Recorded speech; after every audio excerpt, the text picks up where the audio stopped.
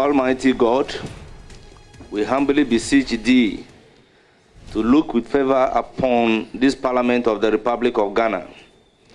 Grant that it may perform its high duty in their sight. Give divine guidance to the President of the Republic, endow members of Parliament and ministers of state with discernment and vision, integrity and courage, that through the labors of government, this land and people may be well and truly served with their good purposes for the common human life be realized in our midst. O God, grant us a vision of our country, fair as it might be, a country of righteousness, where none shall wrong his neighbor, a country of plenty, where evil and poverty shall be done away with, a country of brotherhood, where all success shall be founded on service, and honor shall be given to the deserving, a country of peace, where government shall rest on the will of the people, and the love for the common good. Bless the effort of those who struggle to make this vision a living reality. Inspire and strengthen our people that they may give time, thought, and sacrifice to speed the day of the coming beauty of Ghana and Africa. Amen.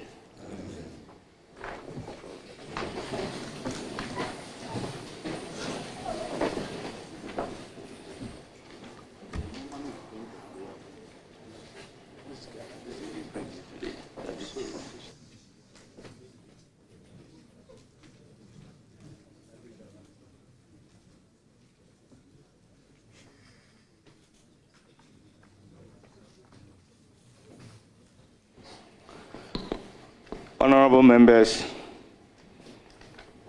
based on the nomination by the communication from the President, we have before us today Honorable Kwame Agbodza as Minister-designate for roads and transports, roads and highways. Thereafter, we shall have Honorable Haruna Idrisu, Minister-designate for Education, and Honorable Eriko Poku, Minister-designate for Food and Agriculture.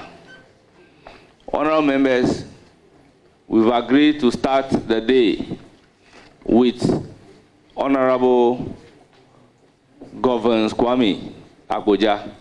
Clerk, may you invite him to take the seat.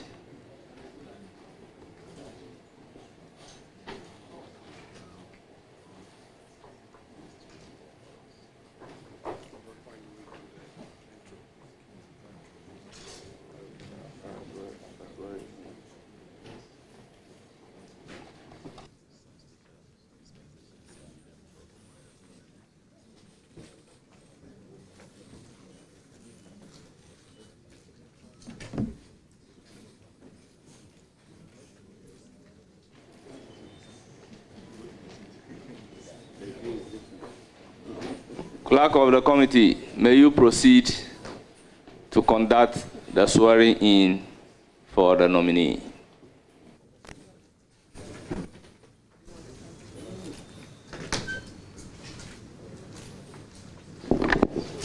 I hereby... Honorable nominee, your microphone, please. I, Governor Kwame Agbodza, swear by the Almighty God, swear by the Almighty God, that the evidence I shall give before this committee, that the evidence I shall give before this committee, touching the matter in issue, shall be the truth, the whole truth, the whole truth, and nothing but the truth. And nothing but the truth. So help me God. So help me God. Thank you.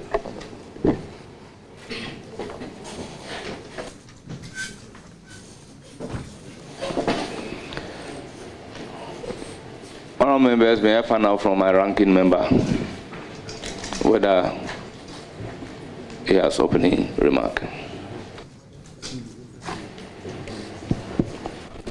Chairman, rightly so.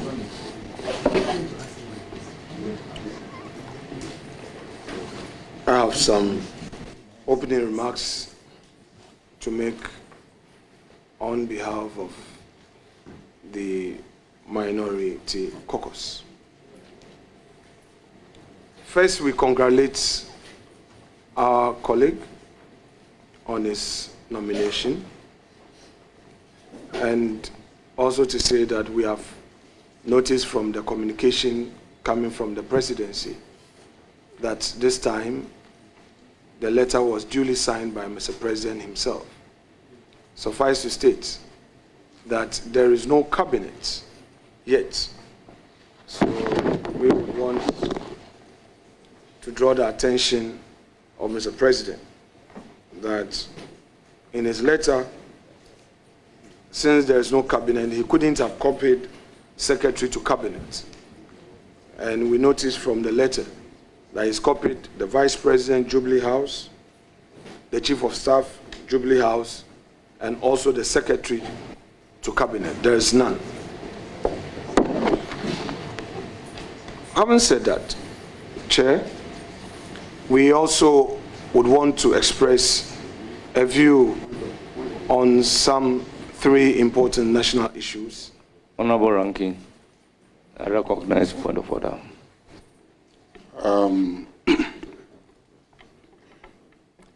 The Constitution makes provision for a cabinet, and then it makes provision for appointing ministers to fill the cabinet. So the cabinet exists as an institution and has its secretary as ministers are being appointed to that cabinet. So you cannot say that because the cabinet, which is made up of the ministers, is not yet fully constituted, that there is no secretariat, that there is no secretary to cabinet.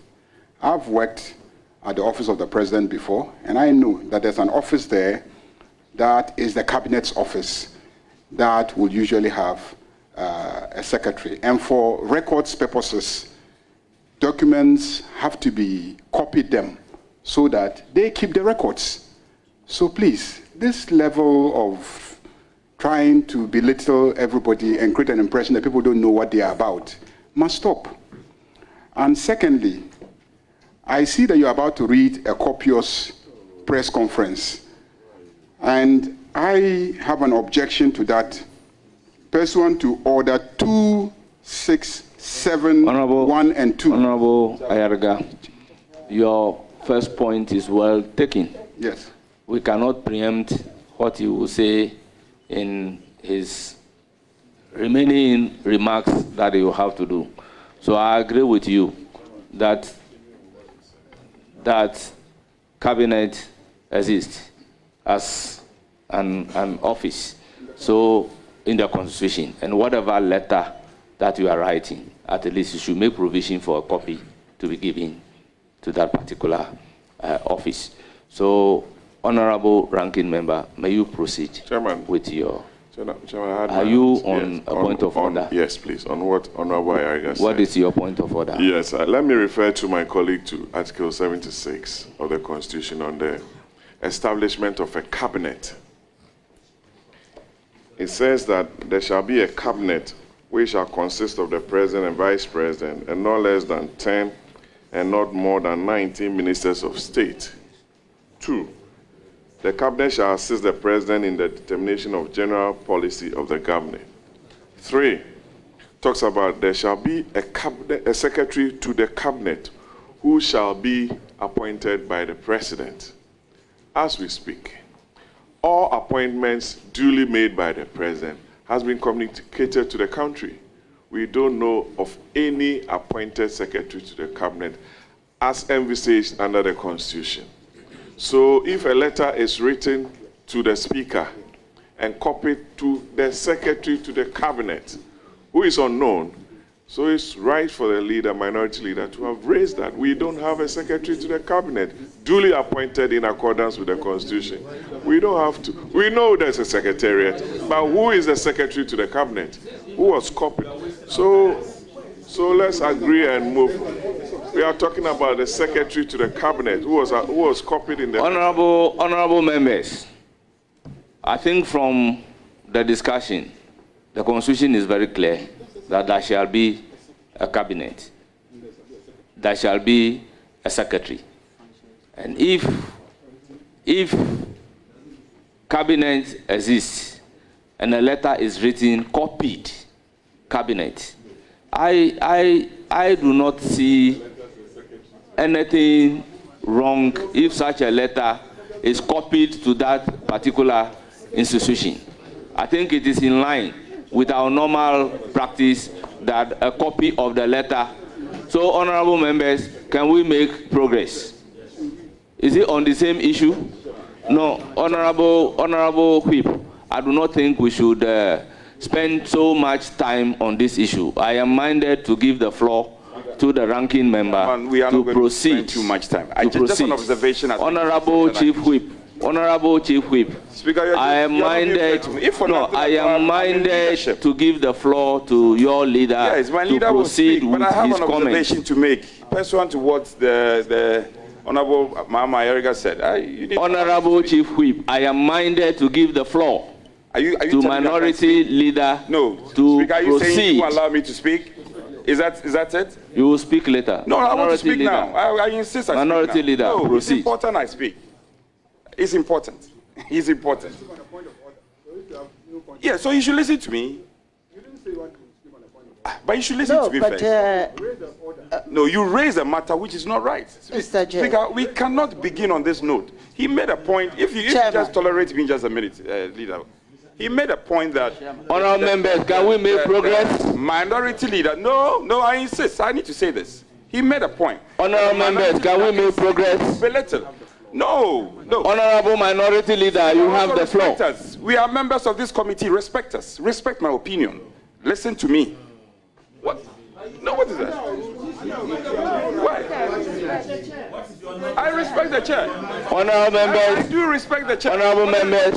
She also respect I intend to manage the proceedings today. Having taken a point of order, so I have given the opportunity to my left side to also come in, and after that I do not want us to engage in a banter on a preliminary issue. That is why I pleaded with you that let's give the floor to the minority leader to proceed. I concede. Because going forward, taking you, I'll have to take some from here, which would involve, you understand?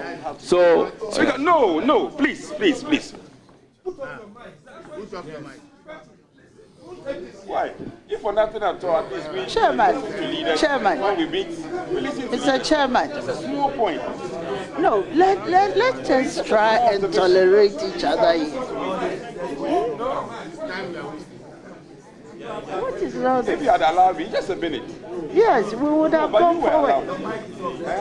Mr. Chair. I should not be allowed. Honourable members, order.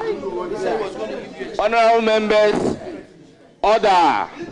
I do not think we should be debating point of order. A point of order has been raised and have created the opportunity to my left side for a response. And once a response has been given to the point of order, we should proceed.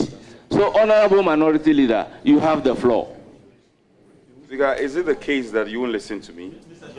If it's the case that you won't listen to me, that's fine. I'll give it to you. Mr. Speaker, but my colleague, my senior colleague, I think he doesn't have the floor. Use the word. He's been disruptive. He's been indisciplined.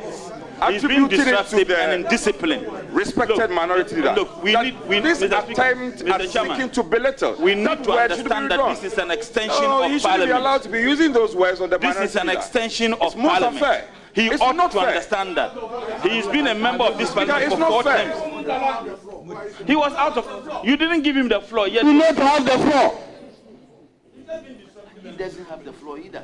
You see, the minority leader has the floor. So please, Honorable Chief Whip, just give the minority leader the opportunity to this thing. You know, in this house, I respect you a lot. If it is a case that you are insisting that I shouldn't speak, I should defer to my leader, fine. The point I really wanted to make, a word used by Honorable Chief, saying that the Honorable Chief Whip. You use that word. It Honorable Chief Whip. No. Honorable Chief Whip. Well, the floor is given to the minority leader on whose behalf you want to speak, and I believe he will deal with the issue. That is why I'm pleading with you that let's give the floor to the minority leader. Yes. Honorable Chair, I think we on this committee, we try to respect each and everybody's view. There's something that we need to observe here. Let's try as much as possible to be tolerant to what it is. We have been tolerant over the years. But why is it that this time around you want to gag and you don't want us to say what we have to say? Oh, no, please. Why, if you are not giving opportunity for people to express themselves, this is the floor of Parliament. Honorable Deputy Leader, with all due respect, I am to manage the affairs today. A point of order is not supposed to be debated. So a point of order has been raised, and I have given an opportunity to the other side for a response. Are we going to debate the point of order? It is on that basis that I was with a view that once we have taken a response to the point of order, the member speaking should be given the opportunity to continue. Mr. Chair, if there's a serious concern, obviously you should allow it to be expressed here.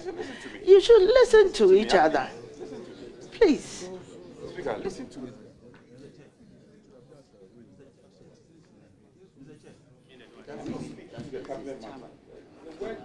Honorable Minority Leader, you may please proceed.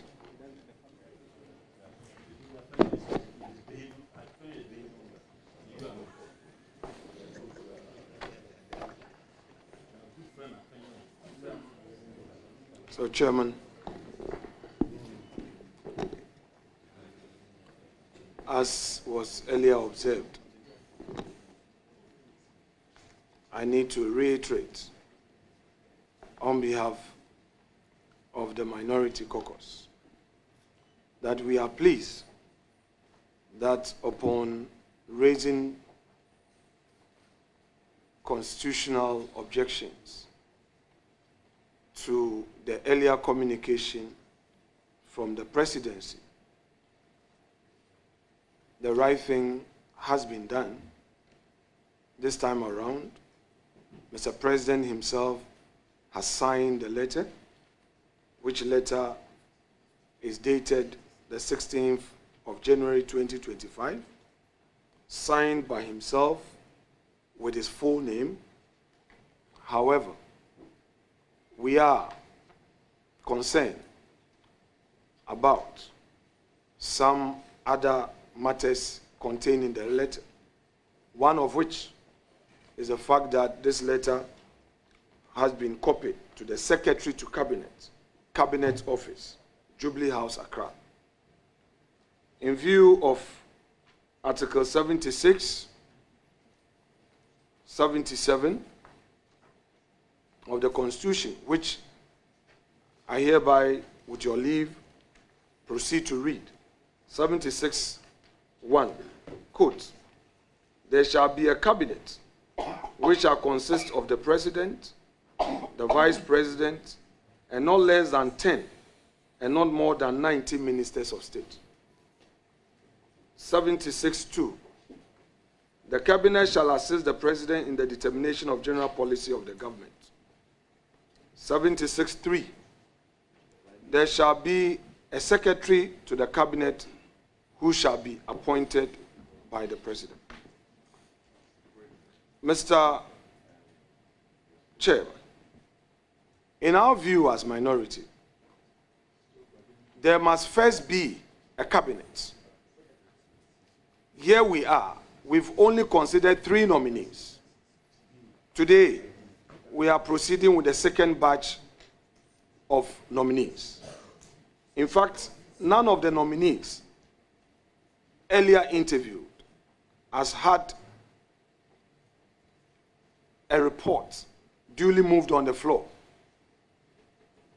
to be taken, approved, and to be sworn in. We have become aware that Mr. President has appointed his secretary. We have become equally aware that Mr. President has appointed his chief of staff. We have become aware that Mr. President has appointed an advisor, a security advisor, to his office. These are matters of constitutional importance. There is no such cabinet yet. You cannot place something on nothing. It will fall. That is a rule. The Constitution provides for a cabinet, and we agree that that cabinet would have a secretariat. But there is no such cabinet in place, and the President has not even announced the appointment of a secretary to cabinet yet to be formed. So, Mr. Chair, we insist that this is being done in good faith. It's our duty as minority to point out some of these things to government. We do not do this to obstruct government. In fact, for the records, this is the first time that major appointments, nominations, are being considered expeditiously, because our side is of the view that the government must be in shape to get the country moving. We don't want the country to be run by civil servants at the various ministries. It's the reason why we are cooperating with government.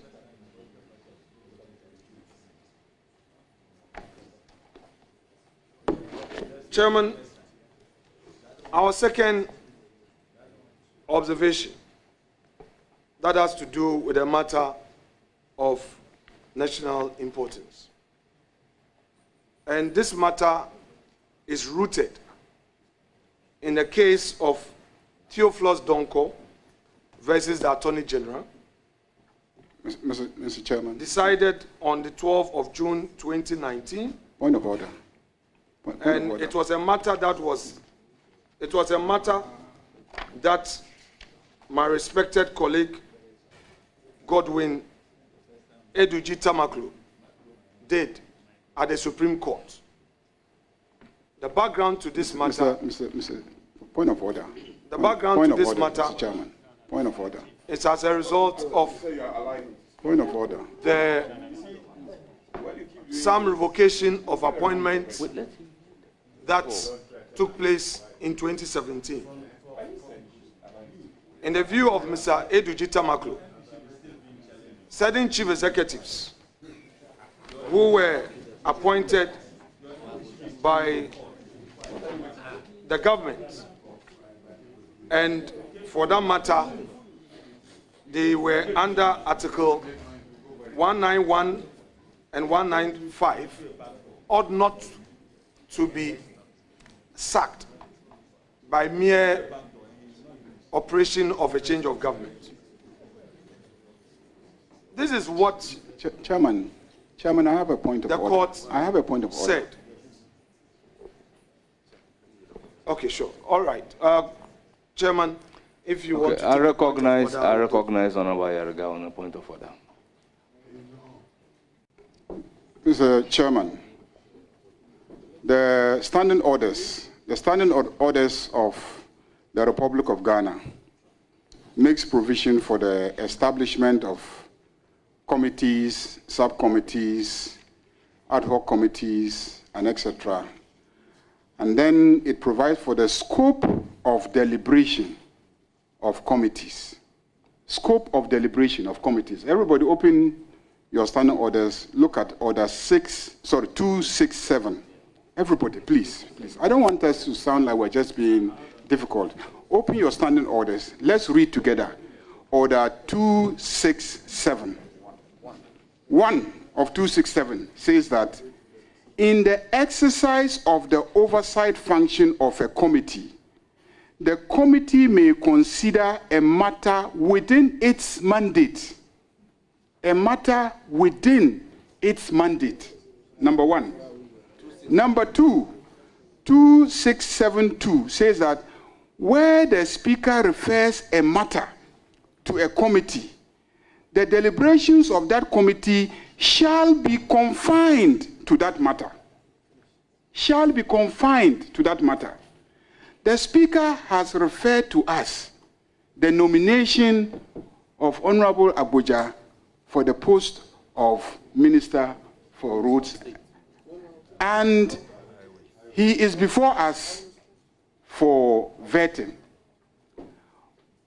Our mandate is to stick to the nomination and processing, questioning him, and etc.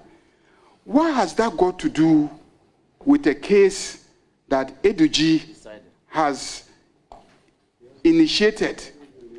Are you getting the point? And that relates to the appointment of chief executives. Are we considering the nomination of chief executive before this committee? Are we processing any chief executive before this committee? So how does the issue of how chief executives are dismissed, how they are appointed, the proper subject of this committee's deliberation this morning?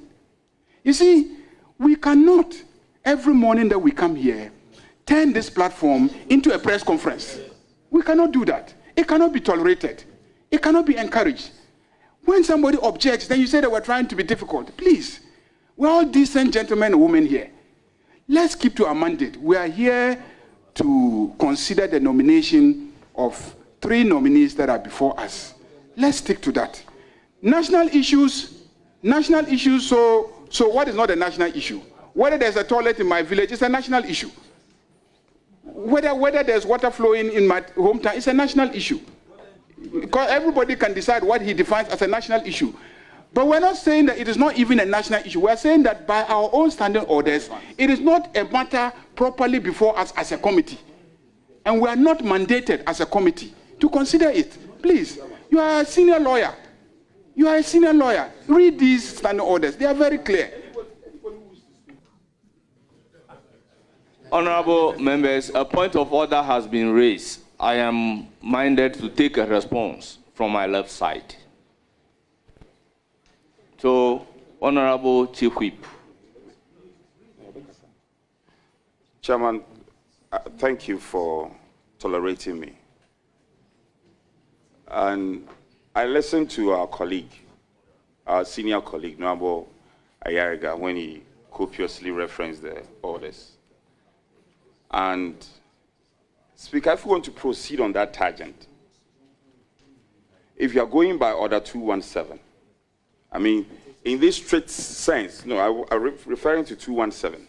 If you are going by the strict interpretation of the orders, we don't even have our mandate to be vetting our honorable nominee. It's unfortunate this is happening whilst the nominee is here, because 217, there is inherent subject matter committee. And these committees have not been constituted yet. So if you are doing a strict interpretation of the rules, then we are not even qualified to be here. Speaker, Chairman, what the leader said is wrong. The deputy, the leader, the minority leader is seeking to raise a national issue. And it will not lie in your mouth to gag him. Earlier on, would you listen to me? Mr. Chairman, earlier on he used the word that the leader he comes here every morning seeking to belittle and also use this as a platform to make all sort of commentaries. We think it's most unfair. He should be tolerant a bit. Speaker, the point I'm essentially making, would you listen to me? Would you listen to me? Honorable members, order. Chairman, so let's go. Order. Let there be order. Honorable members. Speaker, it is interesting he's going by a strict interpretation of the rules. Well, then let's refer to Order 217. Honorable Chief Whip, hold it. But I'm not done yet. I hope you come back to yes, me. Honorable members, let me inform you that we have the presence of the Marshal here. I don't want the situation to get to that level, particularly the non-members of the committee. So let's observe some order. Yeah, with respect, I'll just conclude. I'll just conclude on this matter. On the matter raised by our colleague, he should just be tolerant. And earlier on, they tried to preempt even what he was going to say, which was out of place. Well, Speaker, Honorable Chief, are you done? I'm just concluding. Okay. So I'm saying that if we are going to go, mind you, we are masters of our own rules. If we are going to go by a strict interpretation of the orders, then let's refer to Order 217, Subject Matter Committee. No, it wasn't waived. It was not. So let's go by strict interpretation. Then this committee is not properly constituted. If we are going by a strict interpretation of the rules, look. So, Speaker, our colleague is incoming. You are not even supposed to be. Our colleague is incoming. He has not come yet. He's incoming. He should be tolerant and listen to the minority leader. Address the chair. Mr. Chair, he's incoming. He hasn't come yet. He should tolerate the minority leader and listen to him. Allow the minority leader to raise all the relevant national issues. Hold it. Why? Honorable Muntala. Why? Honorable Muntala Mohammed, I can hear you loud and clear. Wait for you to be given the floor. Speaker, that'll be all. That'll be all. Thank you very much. You see, honorable members, we all know, given the exigency of time, we rely on Order 3 to do certain things in the House. This morning, I have before me from the Minority Chief Whip that Honorable Osei Nyako, Honorable Kofi Mafu are admitted as the subject matter committee members on rules and highways. Honorable members, let us not create the impression to the general public that we are not complying with Order 217. Order 217 has been complied with. Equally, I have the list of the members from the majority side on the subject matter committee members. The impression is created in the general public that admitting these people, they are friends to the committee and they are not supposed to ask questions. Let us not give credence to that kind of misinterpretation. I am placing it on record that we have the subject matter committee members sitting here. I can move further on education. We have Honorable Dr. Educhum and Honorable Ntim Fojo as the subject matter committee members. Now, on a Greek, we have Honorable Brian Achampong and Honorable Dr. Isaac Yao Opoku. So clearly, we have the respective subject matter committee by the list that I have received. So I find it very difficult to take the point that we do not have the subject matter committee members here. So, Mr. Chairman. Mr. Chairman. You don't have the floor, Honorable Brian Achampong. So on this note, what I intend doing is that if there is a point of order, I will give room for a response to the point of order. I do not expect a point of order being taken to the response or the clarification that I am making. So in my humble view, you are out of order. I want to give the floor to the minority leader to proceed, taking a cue from the objection raised.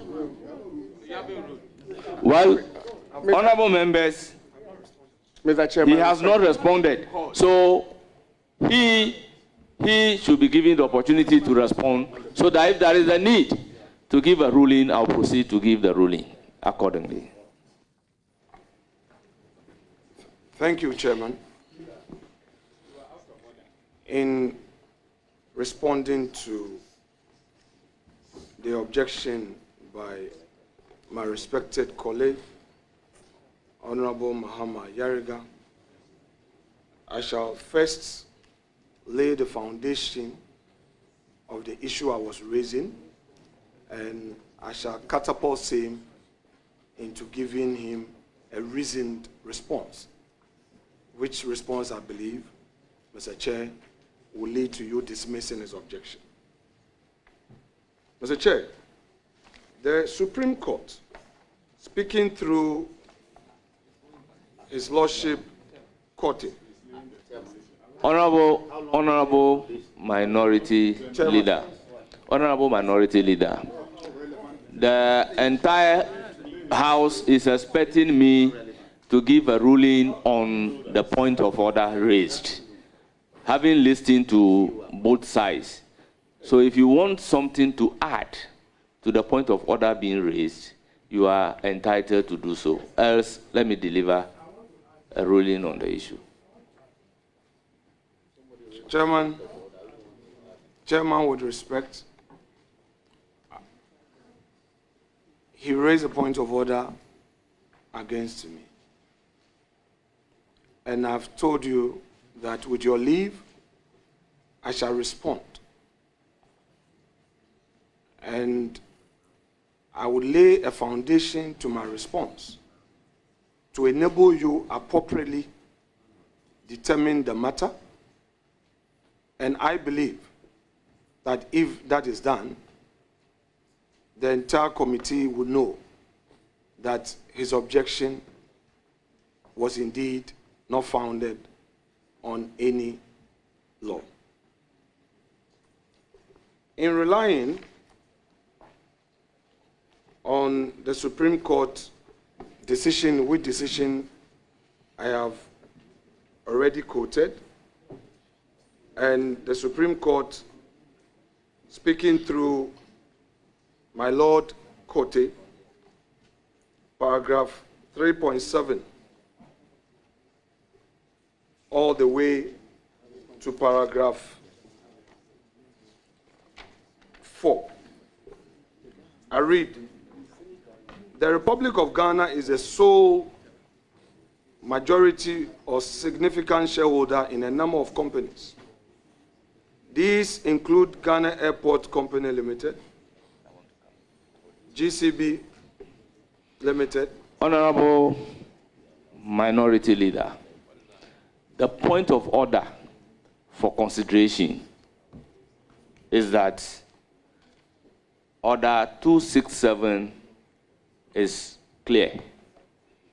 When a matter is referred to a committee, the committee must confine itself to the matter before the committee.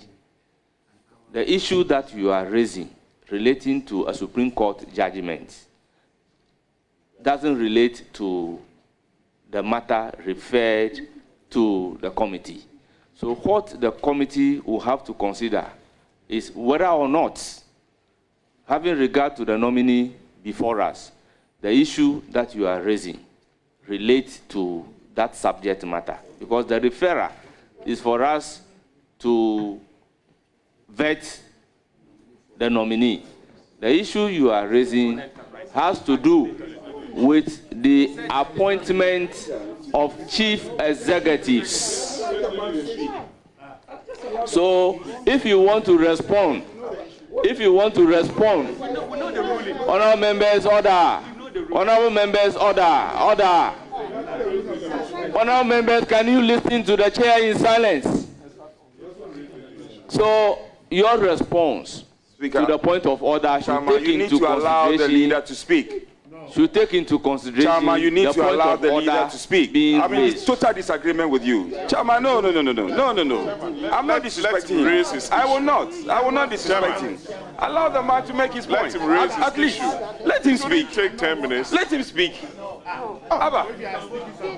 Honorable Another. We were here, we observed. You were not recognized by the chair. I am not a first timer on this committee. You were not We recognized by observed what you did. Honorable. We observed what you did. You were not. We observed what Honorable Atufosi Honorable did. Another. The man wants to make his point. You These are keep introductory making this remarks. point about tolerance. These are just You keep introductory remarks. making You this can't tolerate point it. about You can't take tolerance. it. This Introductory behavior remarks, you is can't not take being it. tolerant. You are not respecting the chair. Kofi, have you been Respect recognized? the chair. Kofi, have you been recognized, Kofi? You know it. You know I respect the You chair. have not been recognized, and you are equally interfering. It's not right. Honorable members, as the chair of the committee, a point of order has been raised within the meaning of our own standing orders. I'm therefore calling for a response in line with the point being raised.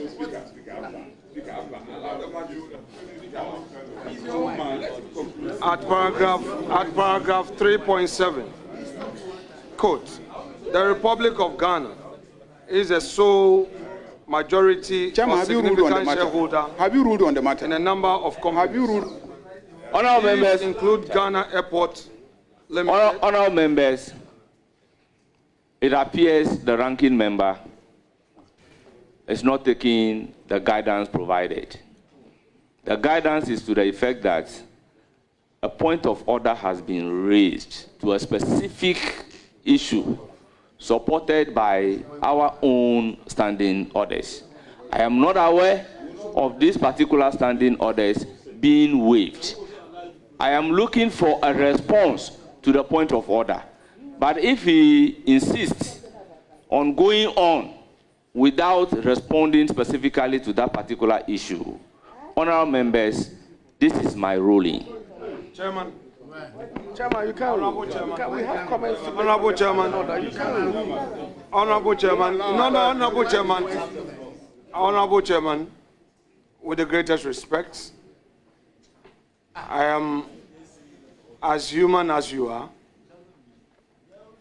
The honorable member who raised the objection against me, as we are told, is going to be our new leader. He and I are going to work together. He knows as a matter of fact. Very well, then I'll withdraw that. That's okay, that's all right, no problem. With the greatest, that's okay, that's all right, no problem. Chairman, I was giving my opening remarks. He's raised an objection to an aspect of the submission contained in my opening remarks. I am responding to him. My response to his objection is as of right.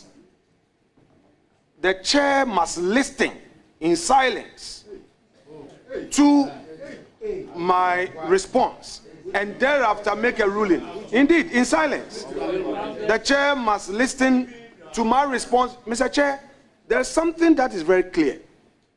When Honorable Ayariga had the opportunity, we all went quiet. My side, not a single soul opened his mouth because we felt he was raising a point that will require us to respond. We kept quiet. It is our turn to speak. We should be allowed to make our point. I'm responding to his point of order, and I've said I shall rely on a Supreme Court ruling to lay the foundation and use that to catapult the actual response. And so I should be allowed. And I have quoted the law, and I'm relying on the paragraph. Let me finish reading. When I finish, yes, don't worry. Don't worry. So let me finish. Mr. Speaker, Mr. Chair, I need to finish. I need to finish. So the Republic of Ghana is a sole majority or significant shareholder in a number of companies.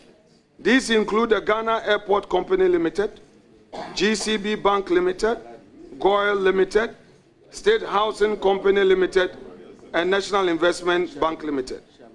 These are not statutory boards or corporations. They are limited liability companies incorporated under the Companies Act. Some are listed on the stock exchange. Upon purposive interpretation, I recognize Honorable Amaboa on a point of order. Oh, when I'm responding to a point of order, Chairman, wait.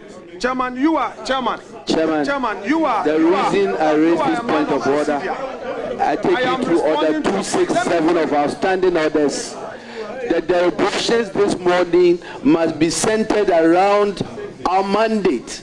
And our mandate this morning is to vet the Minister for Roads and Highways nominee, and all questions that is coming from the minority or the ranking member must be related to roads, relevant to roads and highways. And so, Chairman, I'm calling on you to rule, respectfully, rule the ranking member that is completely out of order.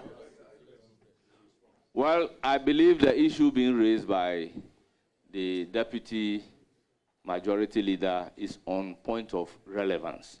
I would urge the ranking member to take it into consideration in his response. Thank you very much, Chairman. I continue. Some are listed on the Ghana Stock Exchange. Upon purposive interpretation of Section 14 of Act 845, we hold that members of the governing boards of these companies and chief executives are not affected by Section 14 of Act 845. Members of the boards and chief executives of such companies shall only be removed in accordance with the articles of incorporation of the company and the Companies Act 1963.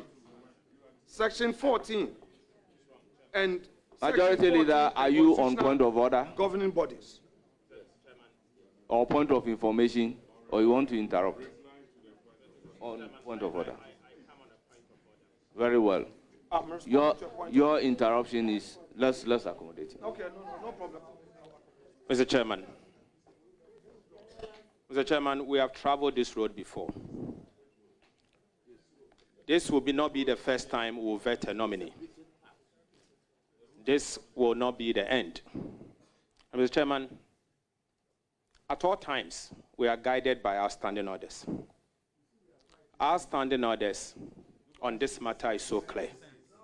Mr. Chairman, the orders of this House is clear that any time a committee, a matter has been referred to a committee, the committee must concentrate and deal with the matter before the committee. The minority leader is bringing in matters that relate to appointment and dismissal of chief executives. It has nothing to do with the matter before us. Mr. Chairman, this cannot be tolerated. This cannot be tolerated.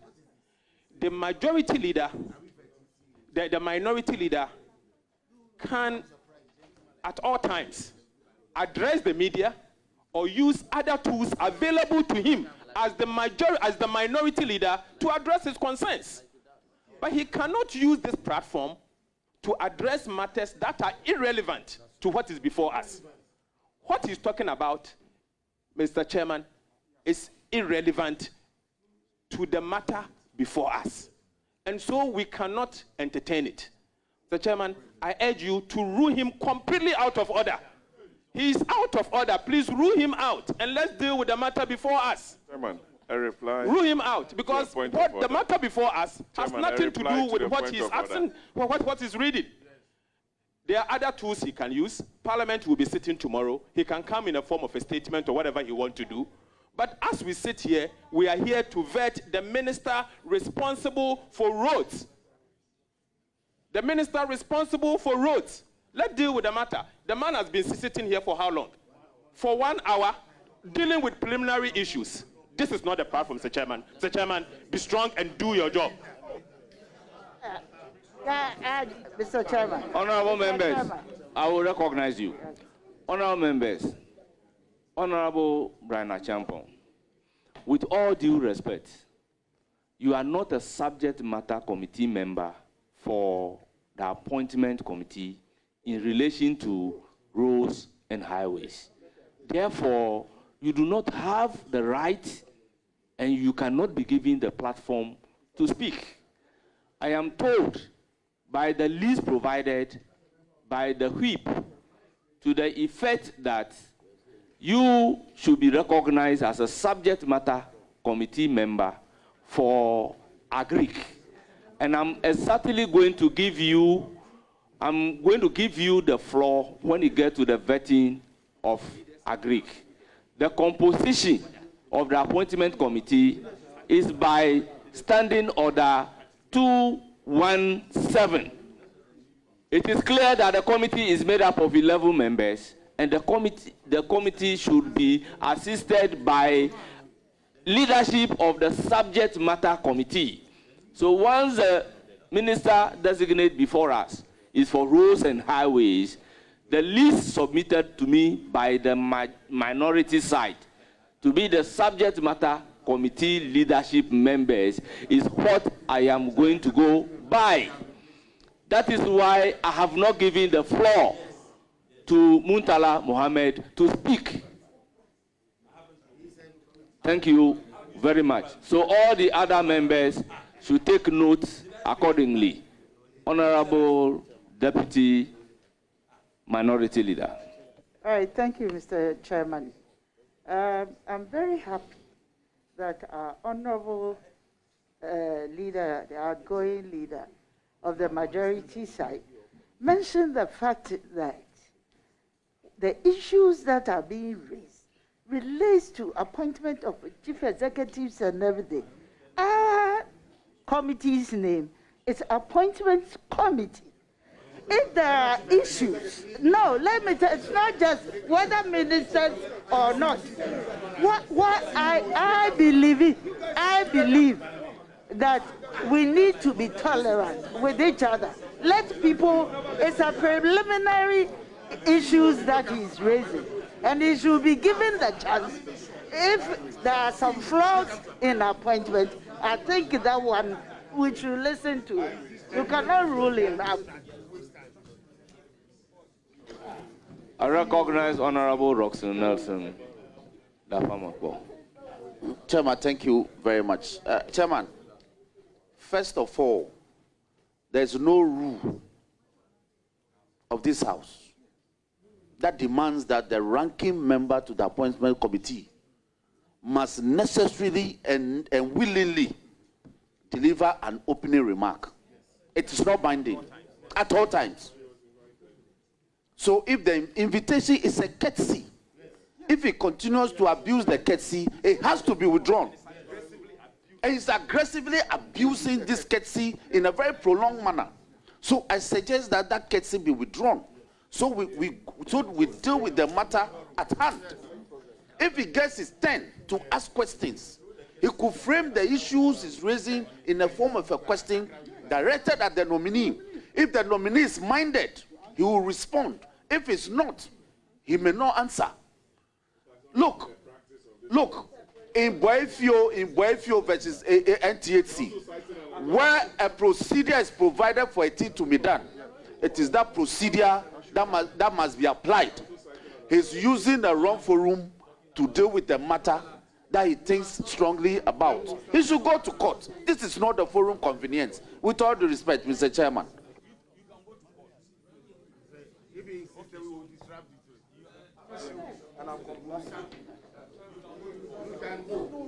Honor. Okay. Let me hear from the ranking member on roads and highways. Thank you very much, Mr. Chairman. Mr. Chairman, well, this is my first time joining the committee for the vetting of the nominee. I don't want to think, and I don't want to believe that this is exactly what happens when the committee meets to vet. I believe all of us are members of parliament, and at a point in time, we have to accommodate each other.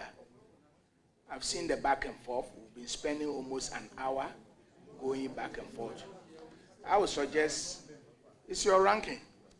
He is deputizing you. Just give him, well, whether yes, he is assisting, whether he's deputizing or assisting him. That is the ranking. He's a very important member of the committee. And I will plead with you, Mr. Chairman, if it is 5 minutes, 10 minutes, we have been raising point of order back and forth on this matter. Just give him 5 minutes to wrap up and let us move on. Other than that, well, honorable members, yes, I have listened to all of you, and I'm inclined to say that it is trite learning. When a procedure is set down for a right to be exercised, it is that procedure alone that must be used in exercising the right.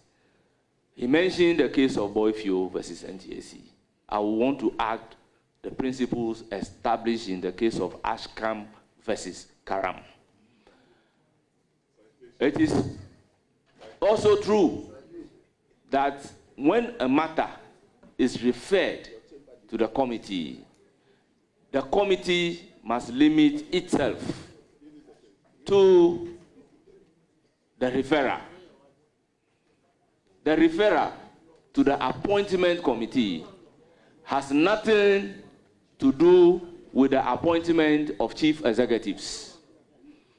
I believe it is for a stated reason that the framers of the Constitution does not allow chief executives to be vetted by Parliament.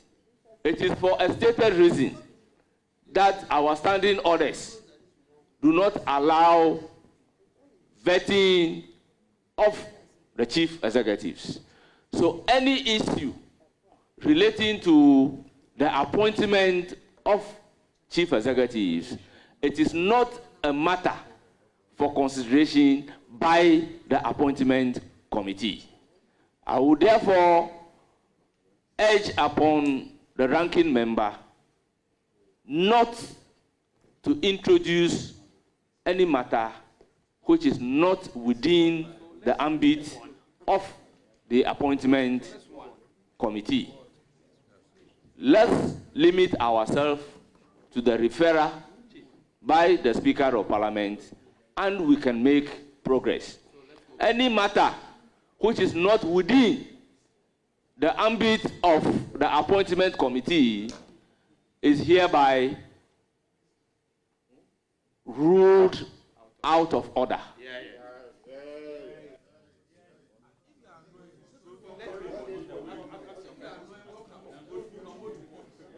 Chairman.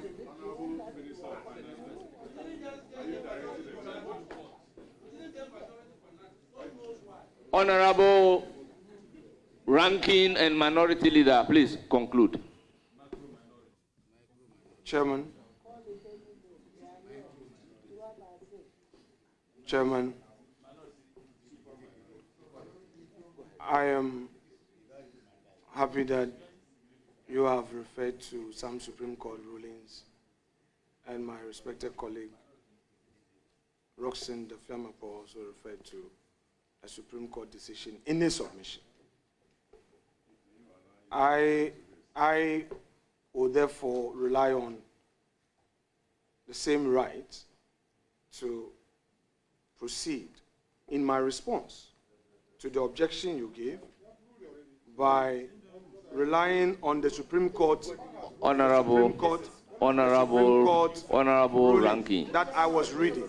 Honorable Ranking, Chairman, Honorable Ranking Member, I believed my ruling is loud and clear. So limit yourself to the mandate of the committee, please, with all due respect.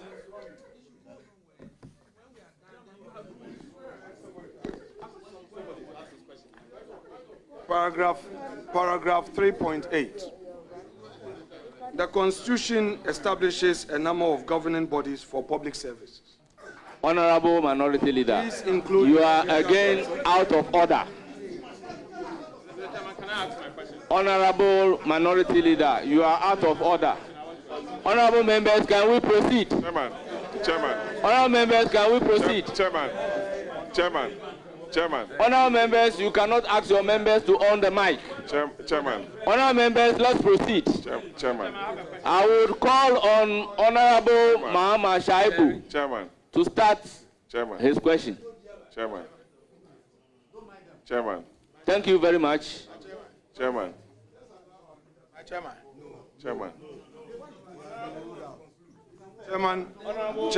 I have objections. Chairman.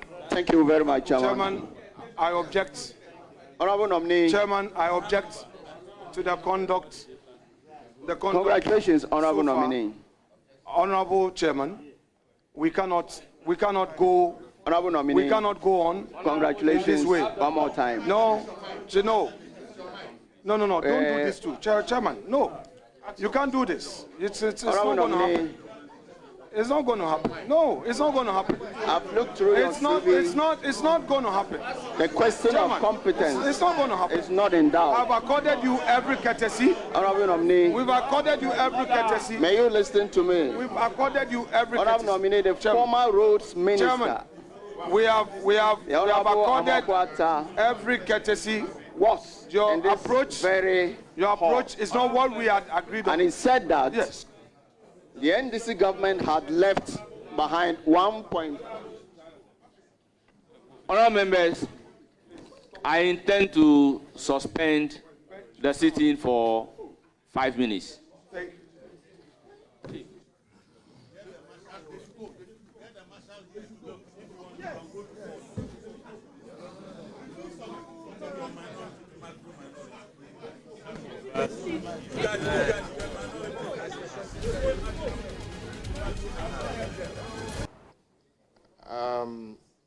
Yes, indeed. I remember the exact time, sometime in 2017.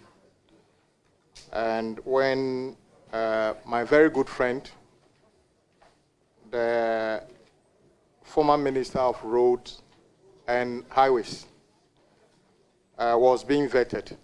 Chairman, with respect, Honourable nominee, with the greatest respect, Honourable nominee, with the greatest respect, I seek the indulgence of Chairman with the greatest respect. Chairman. Honourable Ranking and Minority Leader, you do not have the floor. Chairman. You don't have the floor now. Chairman. Now you don't have the floor. Chairman. Allow Honourable Mahama Shaibu to conclude. Then I can give you the floor. Chairman, allow. Just Chairman, allow. Don't raise your voice. I am not raising my voice at you. No, if you raise your voice, no. We had before you suspended sitting for 5 minutes. You called me for a discussion. I told you that I was having a discussion with my caucus, and then I come. We did not spend more than 5 minutes. Chairman, let's operate in good faith. You had called me. I said, give me a moment. I will join you. Then the next moment, you've come to start. Chairman, I want to register this protest that you have proceeded in bad faith. It is not the understanding we had. It's not the understanding we had. We got to a point where I was responding to a point of order. You came in rudely to say that you have ruled. Yes. Honourable member. To say that you have ruled. Honourable member. Chairman. Honourable member. You should be guided by the rules that in this house you don't use insulting, disparaging, and abusing language. At our first sitting, when the backbencher said I was rudely interrupted, you are raising your voice. Chairman, the ruling of the speaker. Chairman, bring down your voice. Bring down your voice. Bring down your voice. Bring down your voice. Bring down your voice. Honourable members, at our last sitting, when the backbencher used the word rudely interrupted, We all observe that the Speaker ordered her to withdraw the word and apologize. I do not foresee former majority leader, now minority leader, to repeat the word rudely. Such a conduct will not be tolerated. I therefore urge upon him to withdraw the word rudely and apologize. Chairman,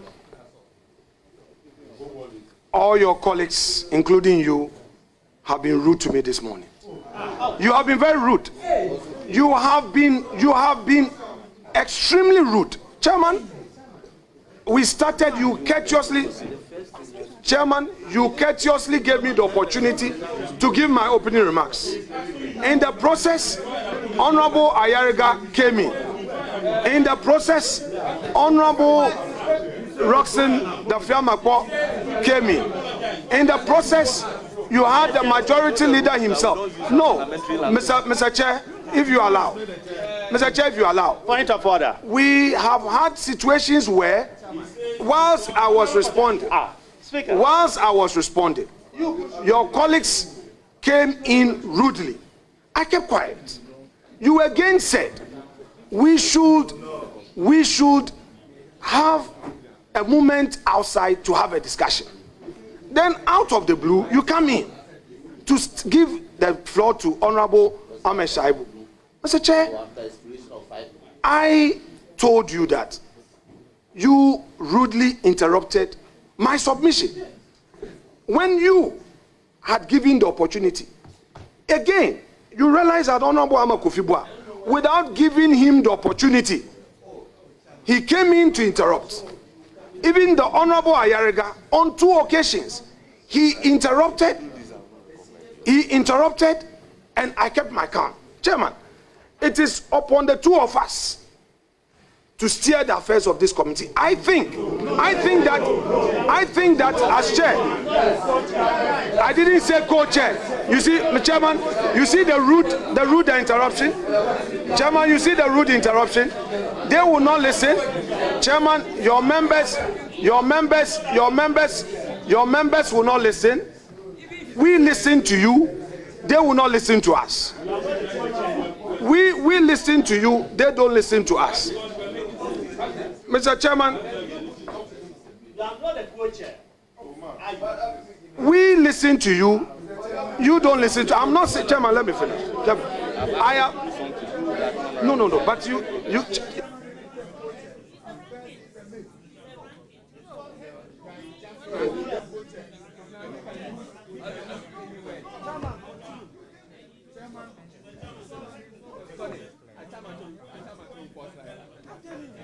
Honourable members, order.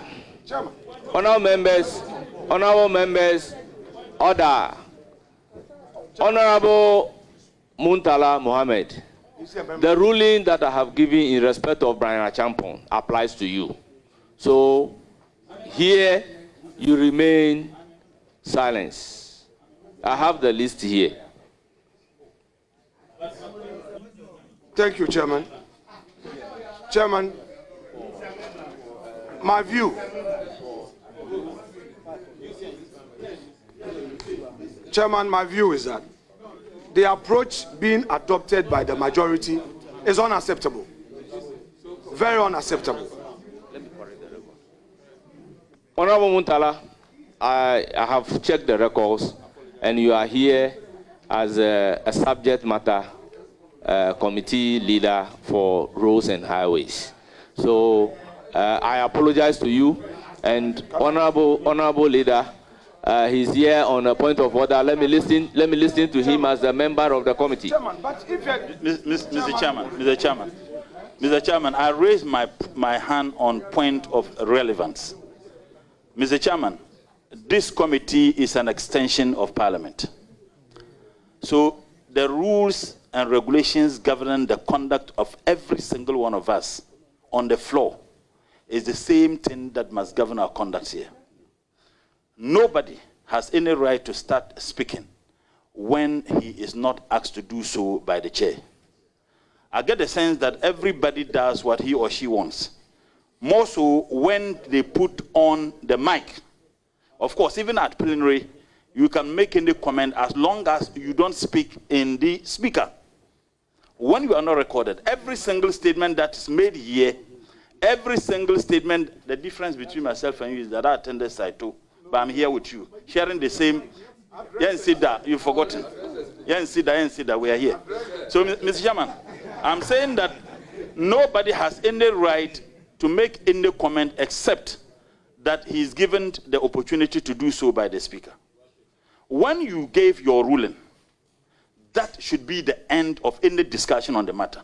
And I'm surprised that my good friend, Honorable Afenyo Markins, this is his 4th term. I came to Parliament with him. I expect him he understands the rules. He has been the majority leader. He should be the last person who should be engaged in disregarding the rules governing the conduct of members of Parliament, most members of this committee. So I'll urge him, once the Speaker has given his ruling, that should be the end. If he has any comment to make, he can do so after we have even, we left this particular process. He can do so. He would have the opportunity to make his closing remarks. He would have the opportunity to ask his questions. But we have spent more than 1 hour here. More than 1 hour. We have not even gone into the resume, if you like, of the person. Nothing. So I would urge my good friend, Honorable Afenyo. Thank you very much, Honorable. Let the rules Mutala. and regulations. The point is well taken. Honorable Ranking Member. No. You see, Honorable Brian Achampong.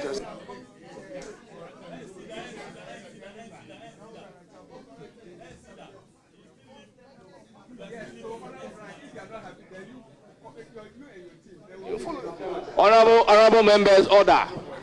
I apologize to him because I've not advented my mind to the list before me. And by adventing my mind to the list, he's here in his capacity as a leader for the subject matter committee, which is roads and highways.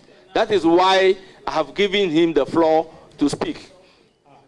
Honorable members, the issue on the floor is that Honorable Ranking and Minority Leader use unparliamentary language, to which rudely interrupted, which is similar to what a backbencher has done the day of our very first sitting. He was asked to withdraw and apologize. Similarly, taking a lesson from that, having used the same word, I am urging upon him to honorably withdraw the unparliamentary language, apologize, and let's make progress. Chairman, the context of the use of the phrase rudely interrupted did not amount to disrespect. No, let me finish. Chairman, you see, we all keep our calm, but you don't look to your right. You know what is happening to your right. Please. Chairman, the rate at which I get interrupted is very unacceptable. However, if as you sit to my right as a chair, you feel that the phrase is unacceptable, I think that it's appropriate that same is taken back and to express my key concern to you that the rate at which I am being interrupted is unacceptable. Chairman, having said that, I would want to say that the purpose for which. So, honorable members, the word rudely interrupted should be expunged from the record. Thank you, Chairman. Chairman, that said, I believe that you called off the meeting to enable us address a few issues. We had gone into caucus for just 5 minutes and we were to come back to you so that we resolve the matters, the reason you call off the meeting, so that we make progress. Chairman, I would plead with you that the approach should be such that all of us will be satisfied. All of us will be satisfied. There was a good reason for you saying that we should suspend sitting. Without engagement, you came in to start the meeting. Chairman, I would want to urge upon you to let us resolve the matter and then have a peaceful start. Thank you very much. But Honorable Minority Leader and then Ranking, with all due respect, we have a relationship. The meeting was suspended for 5 minutes, particularly for you and I to engage. I took the lead outside, waiting for you. Honorable Brana Champon, you are being interruptive. I don't expect this from you. Please, former minister, I don't expect this from you. When I walk out, I was waiting for you. You did not come to tell me anything. I only heard that you want 2 minutes and have waited there when the public is aware that I have given 5 minutes. I've therefore decided to resume duty after the expiration of the 5 minutes. That was what really happened. So, honorable members, with all due respect, the majority chief whip, Minister-designate for roads and highways, have been sitting close to 2 hours. Can we make progress? With all due respect, can we make progress? The preliminary issues have taken close to 2 hours, which should not be the case. So, Honorable Chief Whip, I plead with you to give me the opportunity to continue with the proceedings. You would have your turn very soon. So, Honorable Shaibu, please proceed. As a nominee, you may continue to answer the question. Or if you want me to repeat it, that's fine. Yeah. So I have stated clearly that a few years ago, your predecessor, the Honorable Amoakwata, was in this very hall answering questions at his vetting. He intimated that 1.56 billion Ghana cedis was in the road sector debt that was left behind for them to clear. I trust that they would have cleared all by now. What is the status as we speak? Thank you. Thank you, Chairman. Once again, I thank my colleagues for giving me the opportunity to appear before them. Yes, the question asked by my respected colleague is something the whole country must pay attention to. Indeed, in 2017, our respected colleague, who is no longer a member of parliament, in his word, was alarmed by the fact that the NDC government was leaving a commitment debt of 17 billion Ghana cedi in the road sector and 1.5 billion cedi that being certificates approved, which were not paid. At the transition committee, it turns out that as of today, I've not been to the ministry yet, what they presented to the committee, the NPP government is leaving a minimum of 100 billion Ghana cedi commitment. What you should be worried about, though, is that in that same document, they are saying that certificates unpaid as of today from GOG amounts to about 20 billion Ghana cedis. The ones with road fund is about 15 billion Ghana cedi. What you should be more worried about, my brothers and sisters and colleagues listening to us from outside of this hall, is that if you take the indebtedness up to 2025, which is the road fund debt alone, out of the 15 billion, look at these details. In 2018, we were owing about 113 million Ghana cedi. The interest on the 113 million Ghana cedi this year will be 665 million Ghana cedi. The debt was 113. The interest on the 113 is 665 million. When you take 2019, 210 million, the interest on the 213 million is 960 million Ghana. 2020, we were owing 424 million.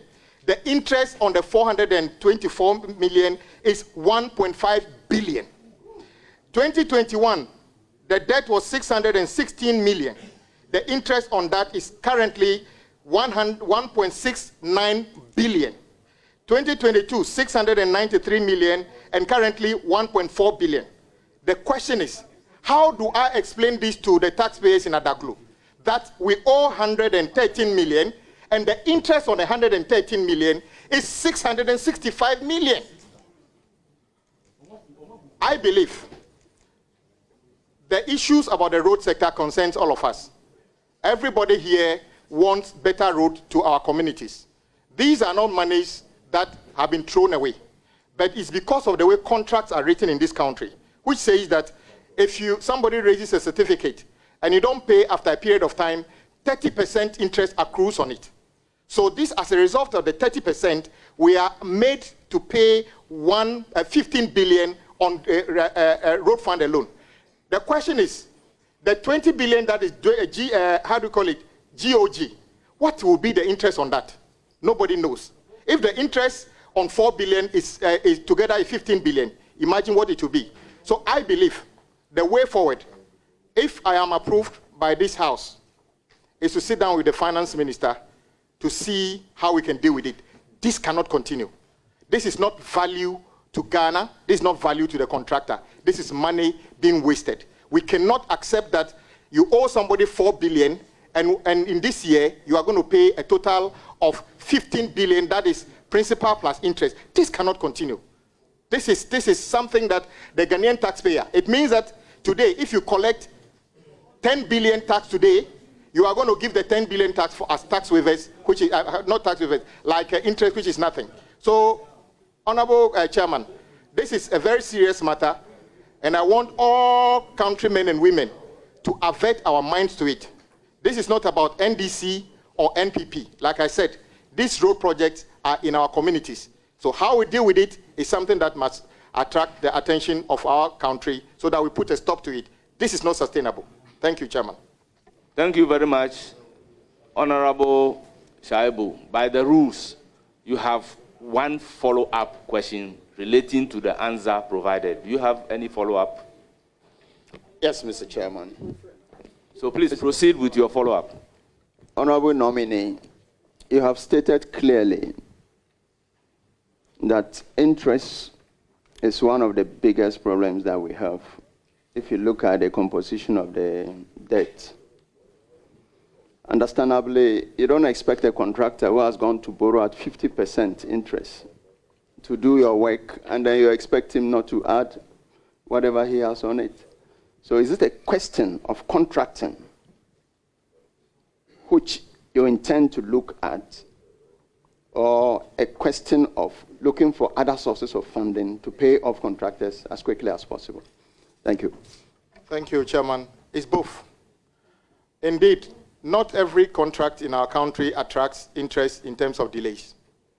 So, and I also agree with you that when a contractor gets a project and is encouraged to go and borrow money to execute that project, and he goes to borrow money and is paying interest, and when he raises certificate and is not paid, of course, the bank is expecting him to pay the principal plus the interest. But what I'm saying is that this cannot continue.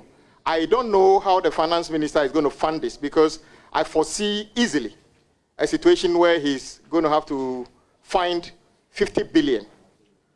And out of that 50 billion, majority of that money is not work done in your community or my community. It's interest.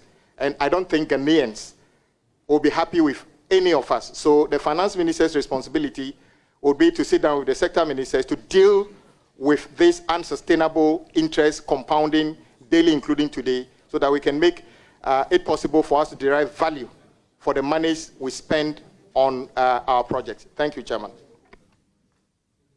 Thank you very much, Honorable Chief Whip. Okay, Chairman, thank you very much. Let me... No, you hold on. Chief Whip, congrats. I heard you quite well when you spoke at length, looking at the interest and debt that has accrued over the years. And you beautifully also added that when this House is gracious enough to approve you, you will sit with the finance minister. That was your first statement. And then you also wondered how the finance minister will navigate in the face of the difficulties.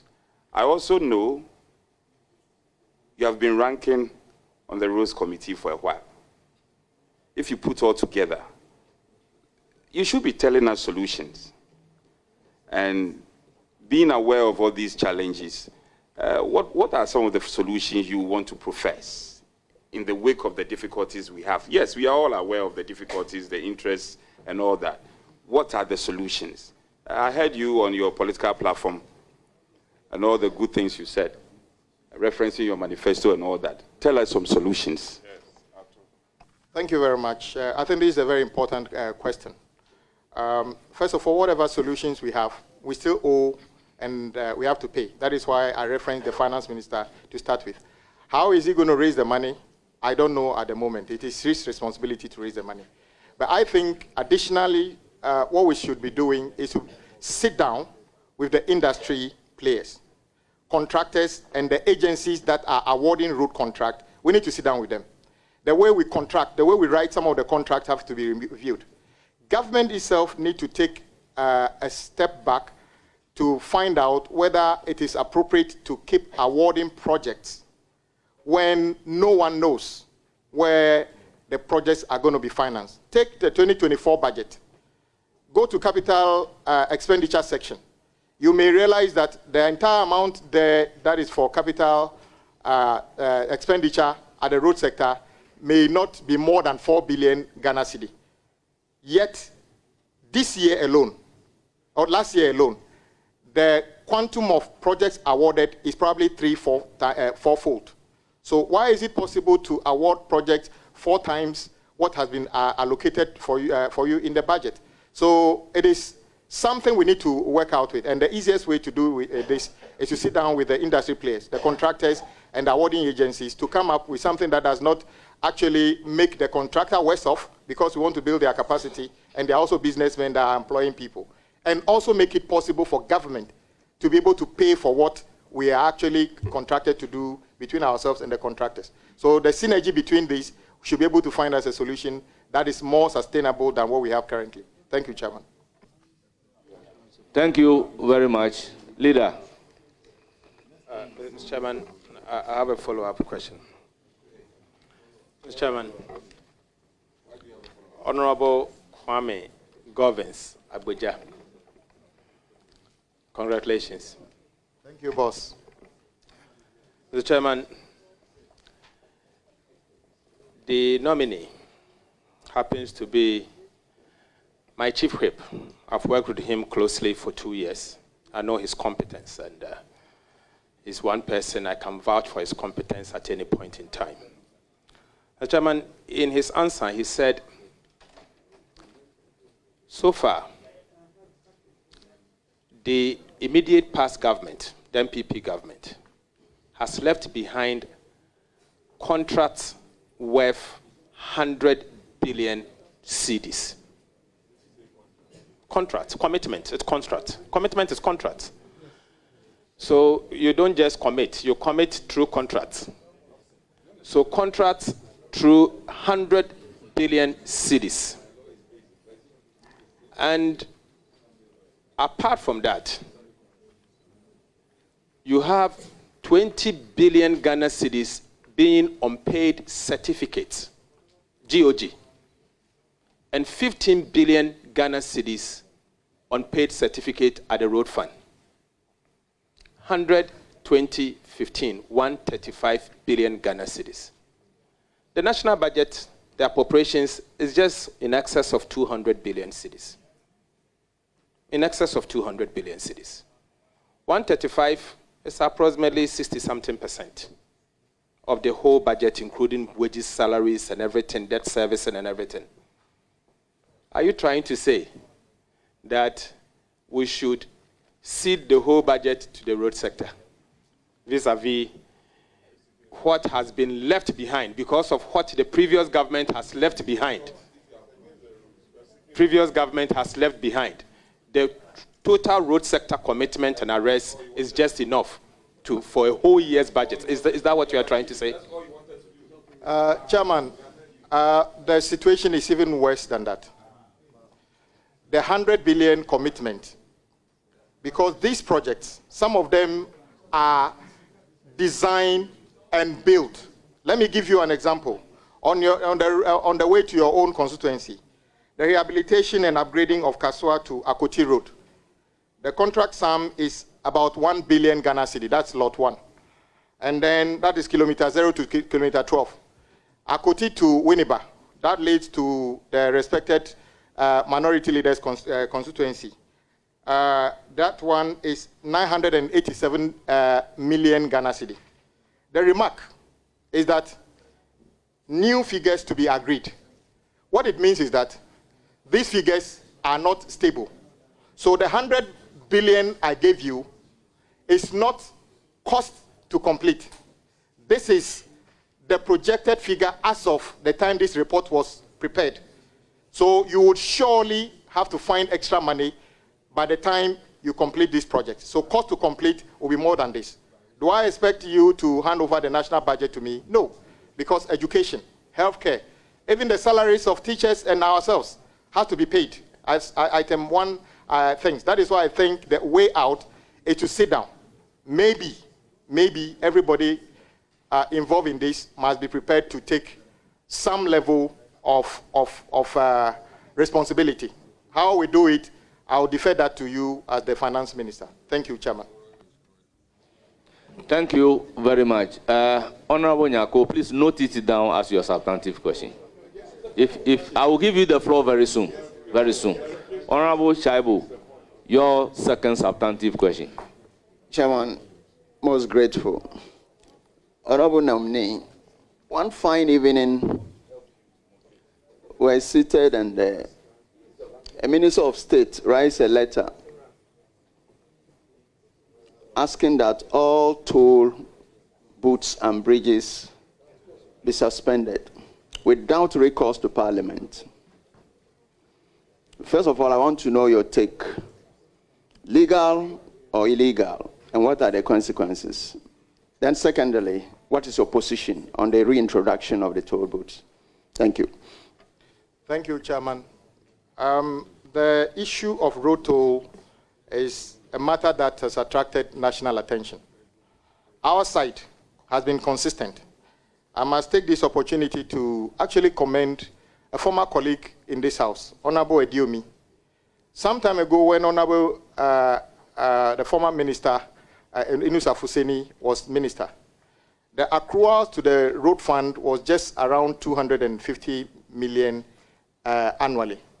We sat down and found out that we could enhance that, which means more money will be made available to improve our road. Honorable Ediomi was the ranking at that time. He worked with us, and we worked with the finance minister. That is why you saw the road fund accruals increase in that year to 1.25 billion, and today it's over 2 billion. When the issue of the road toll started, our side, Honorable former minority leader, together with me and the former road minister, Honorable Makwata, decided to caution government that do not cancel or suspend road toll. Let's rather find ways of plugging the leakages in terms of the collection and enhance it. Honorable Haruna and myself met Honorable Amakwata and gave our commitment that don't cancel it. Indeed, we were surprised on the day the road toll, they claimed they zeroed it. For me, it was an act of illegality. Yes, they said they just zeroed it. But it was, a road fund has got an act. It's a law. So you couldn't unilaterally do that. As a result, I believe there was a level of negligence in the way it was done. They claimed road toll was accruing only about 80 million. But today, there are contractors working for government of Ghana who are owed 5,000 cedis within the roadside. Can you imagine how many roadside weed clearers will be paid with 80 million? So they cancelled it. And our side consistently stood on principle and said, bring the road toll back. Yes, the road toll is coming back, but not in the form of building obstructions on the road for drivers to stop and somebody taking money from them. It will be coming back based on a technological platform that make it fair and that make it easy to collect, easy to account for, and for the public to know what the money is actually being used for. Together with the road minister, we shall come out with a policy as to how that will be done. That is my response. Honorable Mahama Shabu, any follow-up? Yes, thank you so much, Mr. Nominee. I'm glad you mentioned mechanization, because one of the biggest challenge is to leave Parliament at 8 o'clock, then go and queue on the motorway for another 2 hours just to pay road toll. Glad you mentioned mechanization.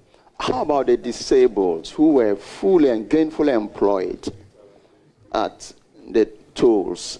Will mechanization be a part of the structure that will bring them on, or you want to leave them out completely? Thank you. Yeah, not at all. I happen to be in touch with some of the former toll booth workers, and they visited me. My colleagues on the road committee know, including my respected ranking Honorable Osei, knows that we've been meeting them. Some of them have moved on, looking for different jobs, but we know some of them are there. If we're going to run this on a new technological platform, we need to find out how many of them can actually participate, if they need retraining or whatever role they can play. So indeed, if it's coming back, we should be able to provide opportunity for some of those who have got experience in working in the toll booths. Though there will not be toll booths, if we can re-engage them in other sectors, we should be able to do that. Thank you, Mr. Chairman. Honorable Shabu, you have the last substantive question, if any. Most grateful, Mr. Speaker, Mr. Chairman. Honorable Nominee, can you just give us a fair idea of what the road network, the quantum, the mileage is as of today, and what you intend to do to improve on the road network in Ghana? Chairman, the data from the road agencies put unconfirmed data of close to 100,000 kilometers. That is the road network in various stages. Half of that is motorable. When I say motorable, it doesn't mean they are all sealed, but they are roads you can drive on. The other half is not in a state that is very good, so we need to work on them. Indeed, there are various degrees of road. The roads leading to farms don't have to be asphalted. So we need to work out the need and find out, first of all, how we make roads motorable. Sometimes, if you check, some roads basically need spot improvement. That is, a section is in a deplorable state. Go and fix that one within a reasonable time, especially before the rain starts. If you leave it, it becomes a major problem. So what we'll be doing is to take a holistic review of the road network and see what we can do to make quick interventions to those sections that are the worst and gradually bring it up to meet those that are in the better condition. Thank you very much. Any follow-up? Chairman, I wish the nominee all the best of luck. Thank you.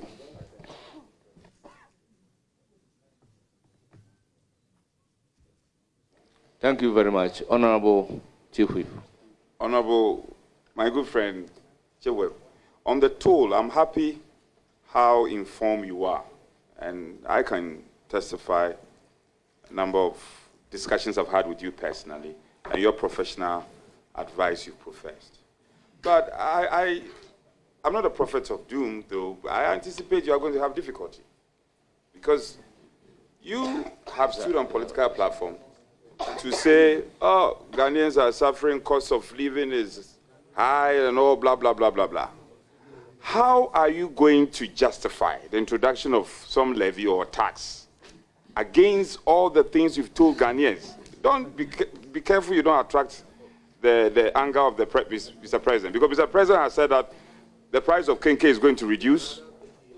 The price of export price of petrol is going to go down. So my real concern for you, my good friend. Honorable Chief Whip, what has the price of kenke got to do with the issue? In context of cost and of the reference. It's important. Go ahead. Speaker, be liberal. So I have a lot of sympathies. The young, handsome Adaklu, Member of Parliament, arguably very successful Chief Whip. How are you going to balance the scale? You are introducing a levy, a tax, and yet your party, who has won to become constituent government, has said that cost of living is going to go down. Would your levy reduce cost of living or to rather increase it? And how are you going to have the confidence to introduce it? Thank you very much, Chairman. The good thing is that the reintroduction of road toll was part of what we put before the people of this country, which led to this emphatic victory. They are actually expecting us to reintroduce road toll and make sure the accruals go to improve the conditions on our road. I have never met any driver who says, I don't want to pay road toll. What I hear them say all the time is, we are paying the road toll. How come our roads are still like this?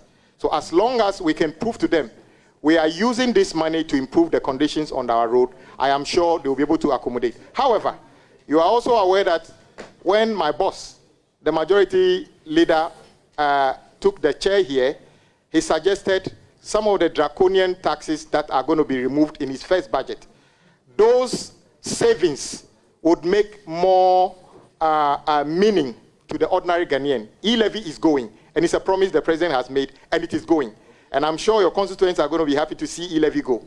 Betting tax is going, and I'm sure the young people in your constituency are going to be happy to see betting tax go. So I know you mean well together in the House, and together with my colleague, Honorable Osei Nyako, and the rest of the committee, we are going to work together to make sure the reintroduction of the road toll, together with the Ministry of Finance, makes sense, it's fair, it is collected fairly, and also it is applied to things that matter to the people of this country. Thank you. Honourable members, it's now the turn of Honourable Kennedy Osei Nyako, Subject Matter Committee member.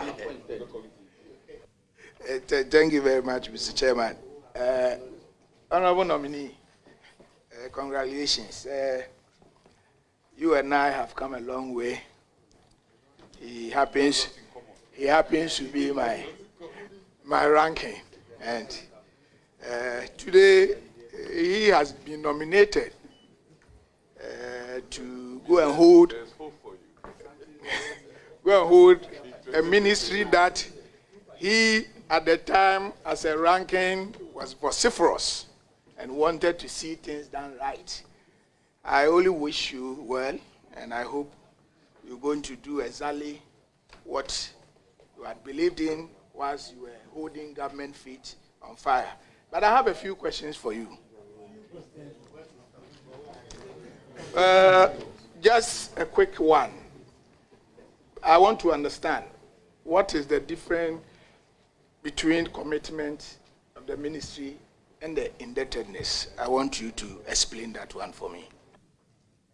Okay, so commitment is basically all the road projects that are active, not completed. So we put a figure, the easiest way is to put the contract sum together. That is the commitment. So if you are budgeting, you need to put money aside, knowing very well this year, 20% of road number 1 will be raised. So we put money aside through the finance minister. the debt is what is due to be paid. That is certificates cleared by consultants, either third-party consultants or agency, feeder roads, highways, urban road.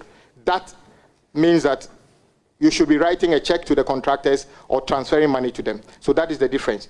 One is work on site or yet to be done or certified. The other one is certified work. That is the difference between commitment and debt. You say that Is it a supplementary or substantive? Supplementary. Very well. Did I hear you say that the arrears, the current certificate unpaid is 15 billion? Did you say that? Not 15 billion. GOG. Based on documents provided to the transition team, GOG is in excess of 20 billion. And then, as you and I know, there are two main sources of payment to contractors in this country, road fund and GOG. And most contractors these days, in the past it used to be people wishing their projects are under road fund because accruals are known. But since the days of the capping of the road fund, and if I tell you the road fund story here, it's a very sorry story. Most contractors wish their projects are funded by GOG because then the finance minister is the one who pays. So GOG is currently about 20 billion, and interest plus capital for road fund is what is 15 billion. Okay. Any further question? Yes. Honorable nominee, have you cited the presidential transition report on roads, and are you familiar with the figures in terms of certificate that is pending for the ministry to pay in terms of arrears? Have you cited it? The interesting thing about certificates is that even if you were to go to the ministry today and they give you a sum of money as money they owe in the morning, in the afternoon, you could find a different figure because contractors are working 24/7 and are raising certificates on daily basis. So they always say, this is as of the time they give us. So that is why I'm saying to you, from the document we cited from the transition team, which is a ministry document, the figures are what I've put out. It could end up being more than this, or unless maybe they paid some huge amounts of money before producing this document, then it could be slightly less. Okay. Any further question? Yes. I think. No. This is, please, the rule is that you ask one substantive question and you ask a follow-up. So this, so if you have done two, yes, no, you have a substantive question and a follow-up. Please, your last substantive question. Okay, thank you. So, Honorable nominee, you and I know that the biggest challenge for the road ministry is in terms of funding gap. That is why each and every year they present their budget of about 16 or even sometimes beyond billion, but they ended up having only 4 billion. You are knowledgeable in that area. You have in-depth knowledge of the issues. What do you plan practically to do to address this funding gap issue that has bedeviled this ministry and making the work at the ministry a very difficult one? What do you plan to do? Yes, Chairman, my respected ranking and a good friend is right. From the matrix we have seen over the years, we have always argued that for us to be able to make a good impact on the road interventions, the country must be generating and setting aside between 6 to 10 billion cedis of our own money, not borrowed money. How do we fund this? If you speak to the former Minister of Roads and Highways, Honorable Makwata, you are aware we were close to having a national dialogue on how to fund roads and make it open to Ghanaians. How much can we pay to be able to get the quality of roads we need? Unfortunately, that engagement never took place before he left. And the new minister, our colleague in Parliament, Honorable Asenso, was also in the process. So there's a cohort of people who believe that we should engage Ghanaians on how we fund roads. Together with the committee and the Ministry of Finance, I think we should be plain to Ghanaians. We need to open up the discussion about how we fund roads in our country and make sure whatever agreement we have, the monies are applied. I have argued, and you know about it, when we tell people pay road tolls, and the people pay road tolls, and you take more than half of that money to do free SHS. If you want money for free SHS, ask for money for free SHS. I'm not saying free SHS is not necessary, but when you take money for road, apply that money for road interventions. So as long as we can do this and be open and honest to Ghanaians, whatever they agree, we apply to the roads, and then we can get some improvement. Thank you, Chairman. Thank you. Yes, your last supplementary question. Yes. Honorable nominee, will you consider adopting a negligence liability period in our road contract to ensure that contractors who does shoddy jobs are taken on and ensure that they do the right thing? Will you consider that? Chairman, there are various reasons why we see what we call shoddy works on our roads. Many things account for that. Sometimes it's not even the knowledge of the contractor. Indeed, there is always that 12-month defect liability period on construction projects. But sometimes, especially if you watch asphaltic overlay, it embellishes the problem so neatly for few months that you may never know what is beneath. But after a few months, you realize that it has failed completely. Not only the contractors. I'm an architect by profession. If I practice elsewhere outside this country, the employer insists I take professional indemnity insurance before I touch his or her work. i.e., so if the work fails, he can draw on the professional indemnity to get some compensation. Is it time for consultants taking on huge government contracts to take the appropriate indemnity to cover the services they are providing? Because the Ghanaian doesn't understand why you would do a project in his backyard, a road to say, and 6 months the rain washes the whole thing away, and then we are looking for another money to come and start. So it will be a combination of these things. I've heard people talk about increase the defect liability period to 24 months. That will not necessarily solve the problem. The problem is that we need to build the capacity and put some of the risk on the back of the consultants and others, but also to encourage government to pay contractors and consultants on time to be able to execute the works within schedule. Honorable nominee, I wish you well. Thank you very much. It's now the turn of Honorable Omar. Thank you, Chairman.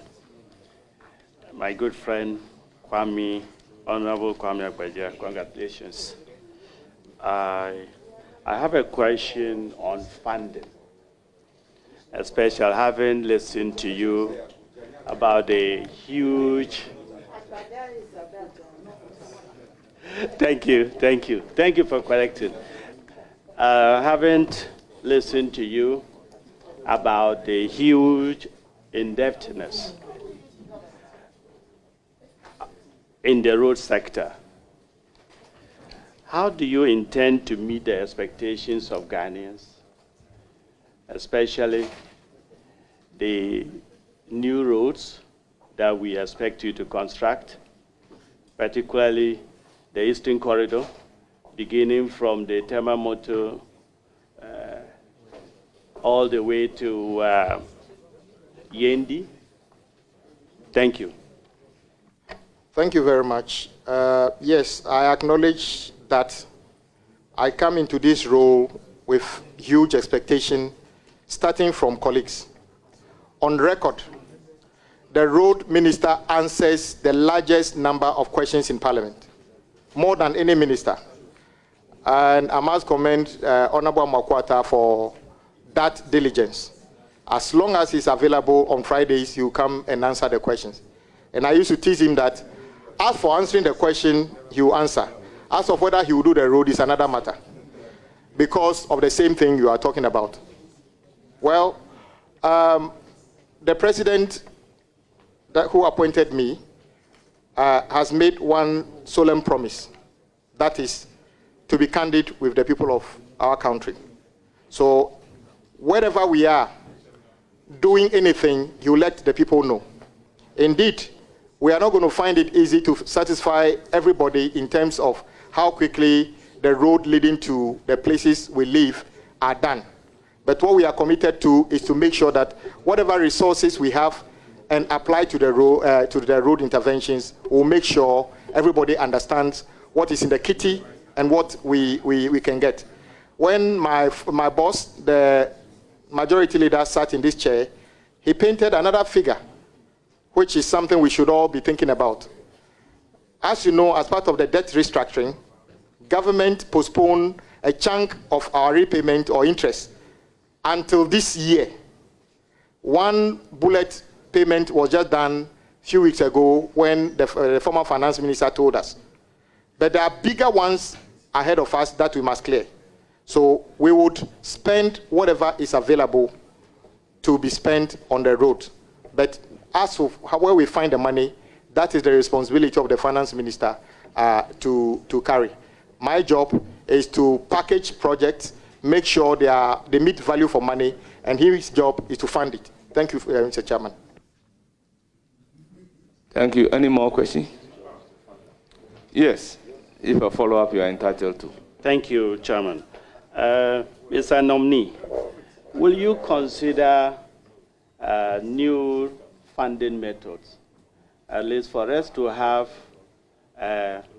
either a BOT or PPP roads from Accra to Kumasi, where individuals or road users will be paying using per usage, something like the one we have in the developed country, 10 pikes, so that it can help us speed up transportation network in Ghana.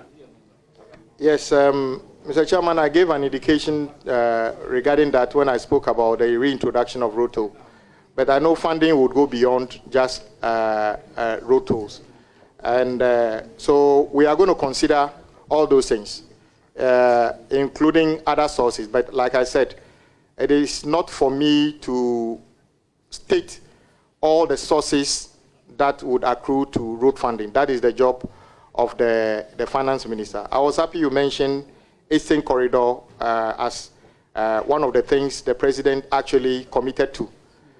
It's a project in 6 lots. I think half or so have been done. But from the motorway, actually, okay, you were not there. My colleagues, we approved a loan to a company called Inzac. I'm sure they all got caught up in the debt restructuring. So if you go there, the contractors appear to be working, but the rate at which they are working isn't encouraging. So we have our work cut out to make sure we turn things around, and we are committed to doing that. Thank you. Thank you. You are done. Thank you. You want one more, then your last question. Thank you. Mr. Nominee, the President Akufo-Addo disclosed in his 2023 State of the Nation address that his government has constructed 11,974 kilometers of new road. I come from a rural constituency, Zabzugu. We have a lot of rural challenges. I don't see it. And I want to find out from you, is this true?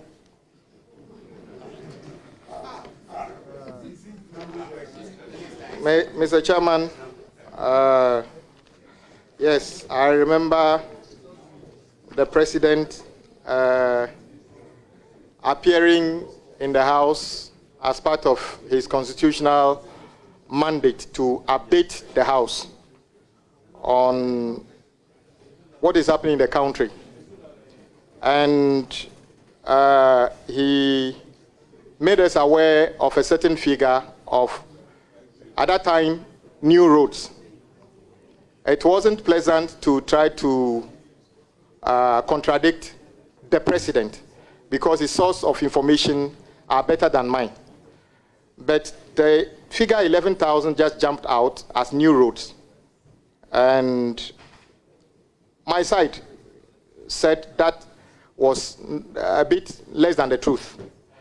Since then, the agencies under the Road Ministry attempted to adjust the figure as part of the transition. And you remember our view was that only 617 kilometers of roads were new roads, so to stay, at the time. At the transition, they provided details.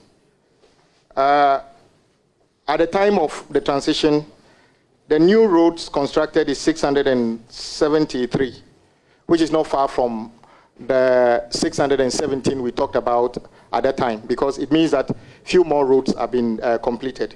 So that issue is in a record of the Parliament that indeed Ghana did not construct 11,000 kilometers of new roads since 2017. Rather, 673 kilometers have been constructed as new roads. The bulk of the work in the 13,624.25 kilometers is regraveling and graveling. That is 6,185.90 kilometers. Thank you, Mr. Chairman. Thank you very much. It is now the turn of Muntala Mohammed, a subject matter committee. Honorable members, I am dealing with 9 on my right and 6 on my left. I am mindful of the standing order in 2177 to admit the leadership, but that one will not also make it 1-1. So allow me to chair and balance. Speaker, we will allow you. In fact, we will not just allow you. We will help you to lead and chair. But Speaker, I had already prompted you that, and in this house, you go to your left and then you come to your right, even though we are not seated as we often sit in the chamber. I had prompted you of an expression made by the Deputy Whip. So, Speaker, if you may indulge me, you have gone there. If you may allow the Deputy Whip to have a bite, and then you are not the chairman. Are you the chairman? Puntal, are you the chairman? You are not even a member of the committee. Honorable Chief Whip, I have numbers before me, yes, which I will have to balance. So I'm saying that on this occasion, I'm taking 2 and then coming back to... I will balance the number. Whoever should speak. Are you going by any ratio? Able to speak? Yes, yes, certainly. Certainly. It will not last. It will not last. Honorable Muntala, you have the floor. Order. Thank you, Mr. Chairman. Honorable nominee, congratulations. My question is simple. In your first year, will you concentrate on completing the abandoned roads or incomplete roads, or you do it alongside with awarding new contracts? And I ask this question because there are several roads that have been working on for several. The Eastern Corridor one, for example. I have an interest because if the road is completed, it takes me lesser time to travel from Accra to my constituency in Tamale, and it opens up the place. And also there are some roads in Tamale Township that are not, completed. So I want to know whether you will concentrate in completing those incomplete roads, or some of them abandoned, or you would do that alongside with new roads. Thank you. Thank you, Chairman. The President has already given an indication that he will complete ongoing projects. So we have made that commitment and we intend to follow that. But I can foresee a situation where out of need, we may have to start some new projects to address urgent issues. But the first year, our commitment will be to focus on critical road projects which have been abandoned, to make them motorable for the use to which it was originally intended. Thank you, Mr. Chairman. So, okay, let's follow up. Well, I should finish before he comes. Please continue. Okay. My second question: how do you intend to fund the 10 billion big push that President Mahama and the NDC intends to do? Because that is going to have a huge, the cost is huge. How do you intend to fund it? Chairman, the big push is President Mahama's big intervention on infrastructure. As a sector minister for roads and highways, it is my responsibility, as I said, to identify critical road projects, package them, after design and everything, make sure it meets the required value for money features, and present them to the Minister of Finance for financing. As we are all aware, the big push is a 4-year, $10 billion proposal. The projects that will go into this basket of projects ought to be cutting edge and the ones that make significant intervention in whichever sector. So they are not necessarily road projects worth 10 billion. They are just big, significant infrastructure projects worth 10 billion. So equates to about 2.5 billion annually for the 4 years. Mr. Chairman, yes. Do you have a follow-up? Yes, a follow-up on that. There's a follow-up on that. Then you can ask your follow-up question. Okay. Then I will recognize the chief. Okay, Mr. Chairman, on the follow-up. I think the challenge that confronts us in this country on the matter of spending such huge sums of money in road construction is the durability or how long those roads last. We have had complaints where contractors finish with the road is commissioned, and by 1 year, you find potholes on the roads. As a minister, taking into consideration the amount of money that government intend to spend on that, what measures are you putting in place to ensure that the quality of the roads that are to be constructed using these monies is something that is of tremendous interest to you and concern? Thank you. Thank you, Chairman. Industry players would put few factors as the reason the roads fail. 2 days ago, I was getting a briefing to the effect that even the materials we use. In some countries, the bitumen that is used on their road are produced by themselves. So the engineers determine the composition. If you watch in our country, even some contractors buy bitumen in drums, imported from somewhere. Nobody is able to determine whether this bitumen is good for our climate. So the materials we use, the design of the road, the supervision. One issue facing the road agencies. Some agencies have, which are supposed to be an engineering outfit, which requires civil engineers, mechanical engineers, quantity surveyors, have more administrative staff than engineers. So you could see an engineer supervising a project, and the capacity is not even there for him or her to be able to do this in reasonable time. So we ought to work on the staffing of the road agencies to have the qualified staff. I've also seen documents that suggest that some of the agencies, the level of the new engineers, the current engineers, compared to when they will retire, there's going to be a gap because we are not recruiting new engineers to be trained enough before they exit. So it will be a combination of how we select materials, the design, the capacity of the contractors, and also government's ability to pay contractors expeditiously when works are done. When contractors work, they are not paid. They vacate the site. And you pay them some time.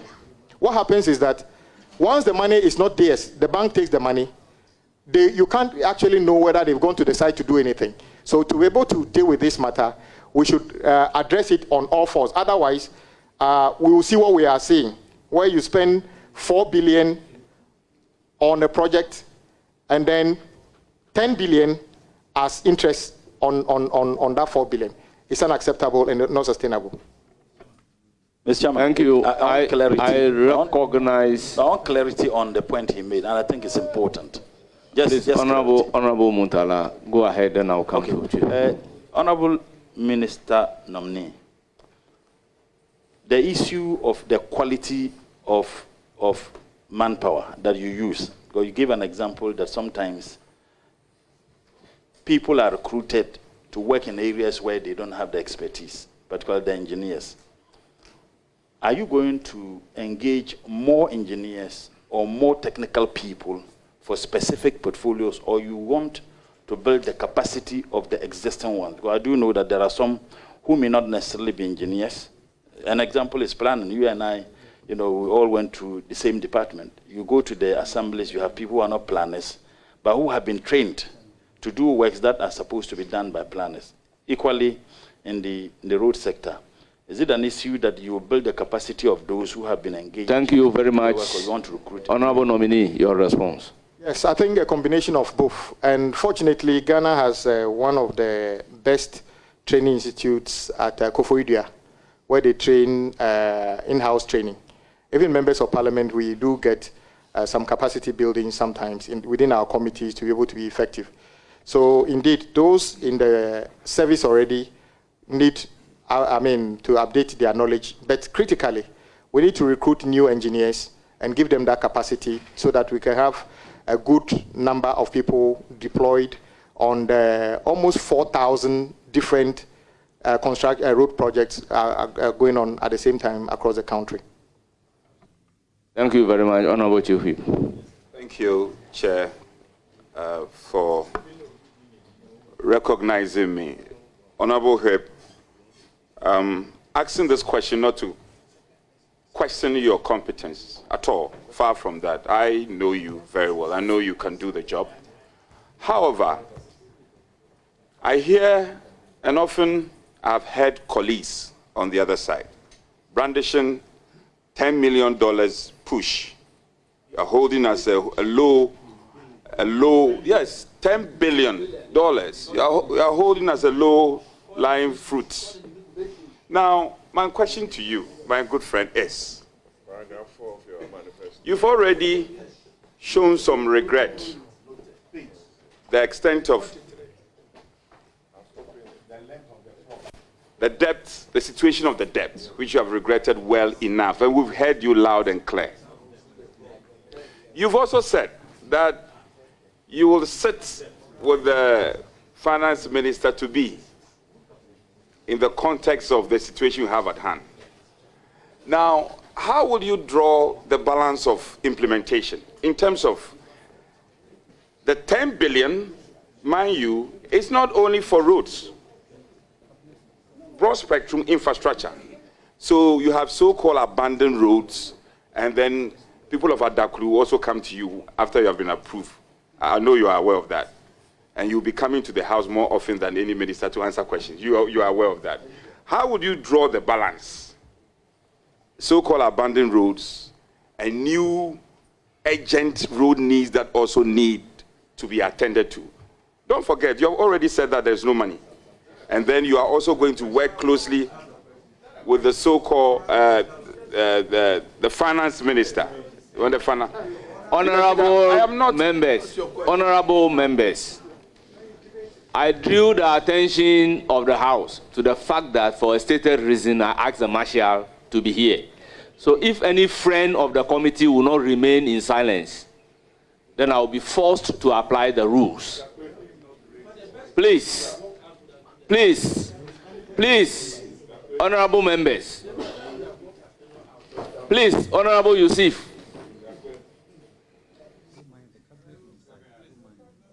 You see, I'm just talking about your big push.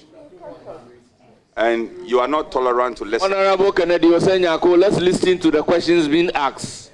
Honorable Alasan Soini, please. Mr. Chair, so my good friend, Honorable Agbodza, very passionate about the concerns of roads and the challenges. This big push, which I know you are very excited about, and it finds good expression in your manifesto. Or you are nodding your head? No, my question is, how would you get the balance? We have roads in your own description and beautifully captured by Honorable Mutala, abandoned roads. And then you also have new roads needs. How are you going to get the balance? Are you going to, already you have said that your first year, you will focus on.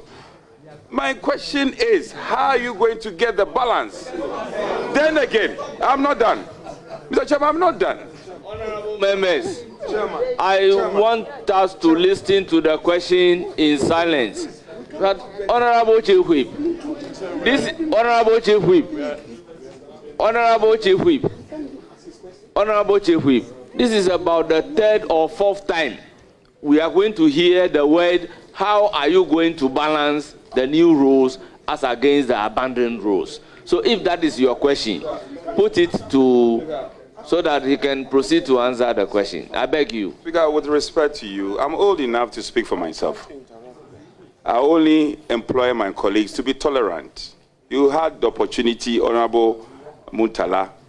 I know you want to be seen on the screen, and so that you can get the attention of Mr. P. Mr.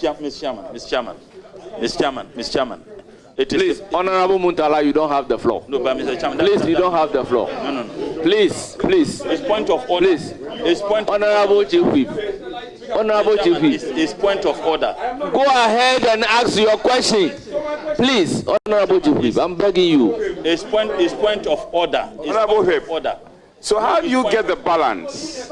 Abandoned, so-called abandoned roads, and the new ones which may be of good importance. How are you going to get the balance? Yes. Mr. Chairman, it's point of order. It's important. It is important you allow me to speak out. Honorable Muntala, you do not have the floor. So I still insist that you don't have the floor. Say that. Ask your question.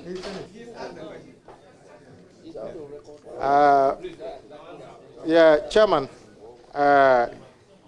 my colleague, a very good friend, Minority Whip, is right. And let me state it again. The projects that we are going to prepare for Big Push are not for abandoned projects, small projects. I already said they are the key big intervention projects. For instance, there has been on the drawing board for some time an orbital around Accra, which goes Chopoli all the way to Bujumbura. That project, over 100 kilometers of road, makes a significant intervention in terms of traffic management within the Accra itself. That project ought to be prepared properly, costed, make sure value for money is done, and then presented to the finance minister for funding. At the same time, it is the responsibility of finance ministry to continue funding projects that are on site. So Big Push is not about completing the projects already on site, but the major intervention project that can actually pay for itself, that can actually make huge impact on the country. So that is the difference. So we're not going to stop ongoing projects. The president has already made a commitment to that. However, the Big Push projects are dedicated and significant projects that are not going to be rushed, but are going to be done effectively so that all Ghanaians will get the impact of those projects. So that is the difference between the Big Push basket of projects, which are yet to be developed, and ongoing projects. Thank you very much.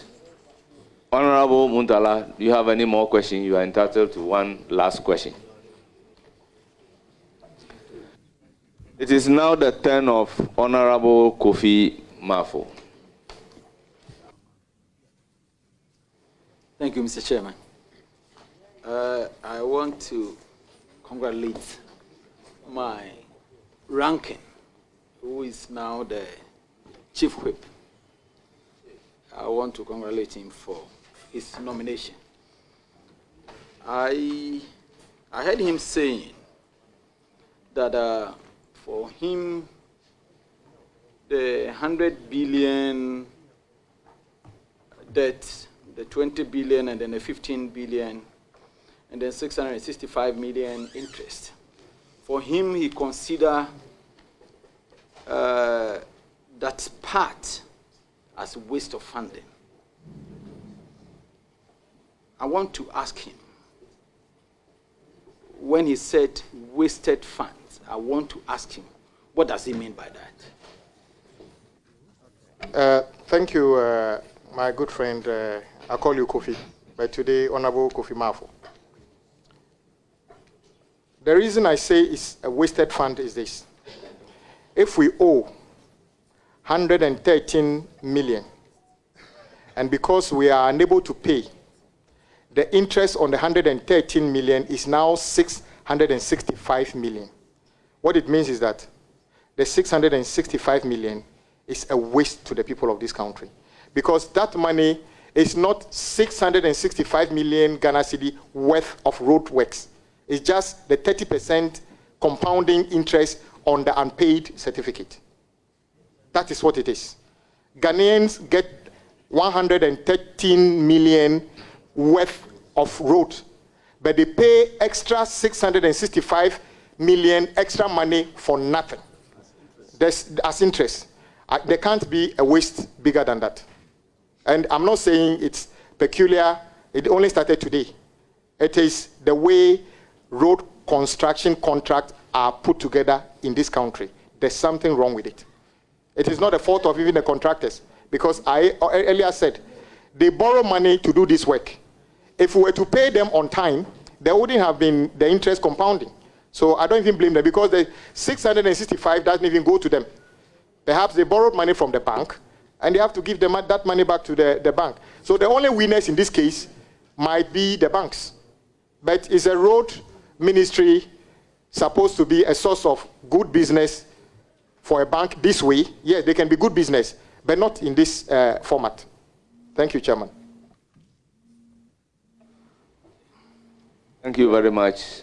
Yeah. Your second question, or you have a follow-up? A follow-up. Okay. Yeah, Mr. Nominee. Yes, I want to ask you, if you become the minister, what are you going to do differently? Yes, okay. So that 665 million wasted funds will not be there? Well, my answer to that I've already provided, that as for payment, it is the Minister of Finance job to find the money. But what I can do to help, and as I stated earlier, is to bring together the stakeholders, contractors and everybody.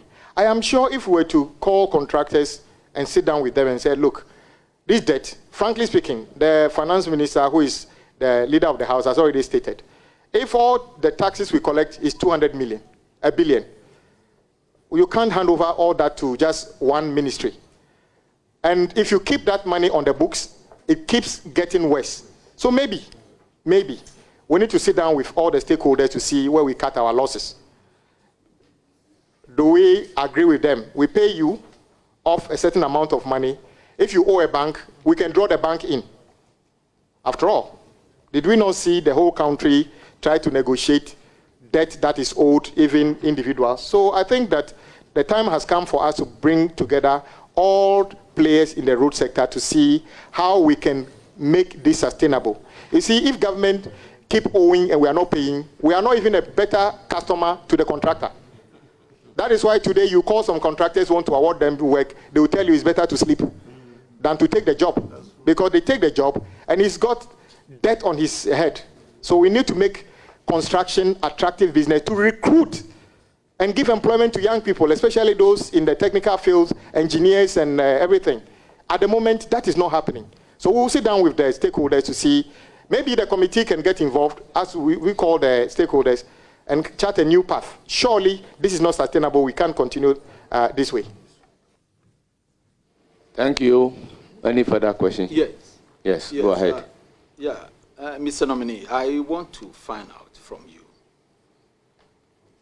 These capping and decapping has become an issue in Parliament, and you have been an advocate against capping. Tell me, how are you going to decap this particular road fund that has been capped? Yes, you are right. I've been an advocate of decapping statutory funds, especially road fund. I worked out something.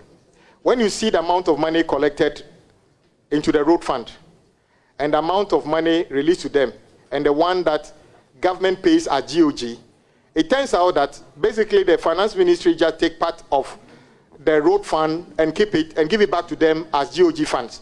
So in other words, they don't actually put in much money of themselves. I would still continue to advocate for the road fund to be decapped, because it is better for them to have that money and pay off contractors that they owe to stop the compounding interest than to keep on capping, taking away more than 50% of their money, and then the problem stays with all of us. So I'll continue to advocate for decapping of road fund. Thank you very much. Next question.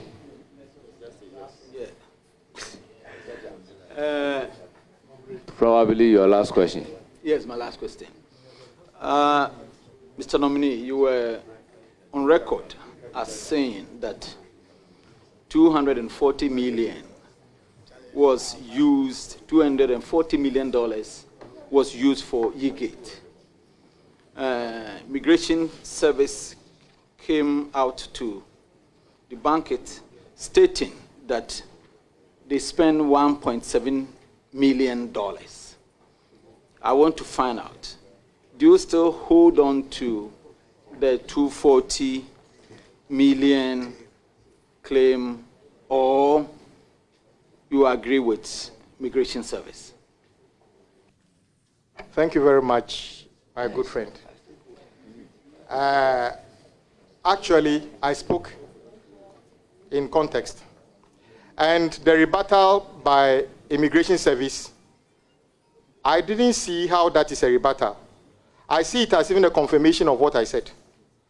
Because, in effect, what they have said is that they were talking about the total cost, the life cycle cost of the project, which is what? 297 million instead of the 240 million. So I was wondering what kind of rebuttal is that I allege that you were doing something for 240, and you come out to confirm that you were doing it for 297. But the difficulty for Ghana Immigration Service is that they probably don't know what they were doing. Indeed, the few physical immigration, e-gates that were planted could cost 1.7 million Ghana cedi. But if government had listened to what I was saying, it wouldn't have resulted into some of the embarrassment we saw at the airport when the vice president was trying to commission it. The former vice president. If I were to tell you today that there is not even any contract for the e-gate, there is no contract. So what the 1.7 million they were talking about, there's no contract. And they didn't know. I'm a ranking. I have information. This is a letter signed, this is a memo from the Ministry of Finance. When I started talking, do you know what they did? This memo is dated 19th March 2024. And what is the memo saying? Submission of final proposal on the development of a national border management system. Are you aware that this project is already being implemented by Ghana Civil Aviation Authority? And the e-gate was supposed to be done for free. Why are we even supposed to pay $1 for something that we are supposed to get for free? So when you see, when they started backtracking, do you know what they did? They now went and did this memo, and the memo title I've given you. And now they said... Honorable Kennedy Nyako and Honorable Yusuf, order. Let me read to you. They said contract value, 147,765,627 million dollars. Then they said contract duration, 10 years. Support and management fee, 10%. support and maintenance fee 18%. I repeat, Ghana ought not pay even $1 for the so-called e-gate project. In fact, whilst we were at the discussion, they were now at Ministry of Finance trying to do VFM for a project that has already been implemented. I am sure when the nominee for transport appears, you can get more details of that. So, Immigration Service, you have basically confirmed my allegation that you have forgotten that the implementation of this rests in the domain of the Ghana Civil Aviation Authority. You have no business carrying out this. And this is a UN Security Council resolution. It lies with Ghana Airport Company Limited. So I have not said anything that I need to depart from. But to repeat that, what they were doing was not right, there's no contract, and it's no value for money. Honourable Member, you have your last follow-up question. Chairman, do you have any? Please, Chairman, with all respect to you. Chairman, with due respect, that is why we have subject matter committee leadership. My colleague has indicated that it's a matter he wants to correct. That Honourable Senyako, would you endure him just a minute, please? Well, I indicated a few minutes ago that when a procedure is set down for a right to be exercised, the procedure must be followed. I intimated to you that when a member has a follow-up question to ask, it is only after asking the follow-up question that another person can be given the opportunity. That is why I'm asking him whether he has a follow-up question or not. So it is after exhausting him that a different person can come. Quip, don't do this to create the impression that I am not being fair. Speaker, I'm not saying, Speaker, with respect. No, we will never say that you are not being fair. We have a responsibility to help you moderate this vetting. Speaker, exactly that's what we are doing. That is exactly what we are doing. We won't take anything away from you. So Speaker, at this point, I will defer to you on some of these the member who has the floor so asking the question. I am asking whether he has the last supplementary question. So if he doesn't have, then I can use my discretion to give the floor to whoever I am supposed to give the floor. Speaker, with respect, but where even that notwithstanding, what is that? I am not debating. I'm saying, please, would you listen? Listen to me. Don't lecture anybody here. Please, defer to the chairman. Defer to the chairman. You are not the chairman. You see, you are not tolerant. Please, learn to be tolerant. To the chairman. You seem to be lecturing everybody. I'm not defer to the chairman. He lecture. Respect the chair. Yes, so our colleague is deferring. You have made a request. Just saying that he's deferring. You have made a request. Look, I am the chief. I have a responsibility to also guide my members. You have made a request. Allow the chairman to make the decision. Why? Please, allow the chairman to make the decision. So, Honorable Kofi Mafu, you have exhausted all your questions. Yes, now, yes, Mr. Chairman. Honorable Kennedy Osenyako, you want to clarify an issue. What is the clarification? Thank you, Mr. Chairman. Mr. Chairman, I just want to make a few clarifications. When the honorable nominee stated that there wasn't any contract for the E-Gate, I'm surprised.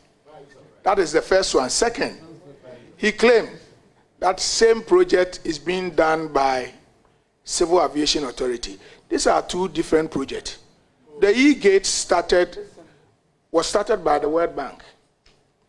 They did a few ones, and at a point in time, there was no funding, so after the World Bank project, it was suspended.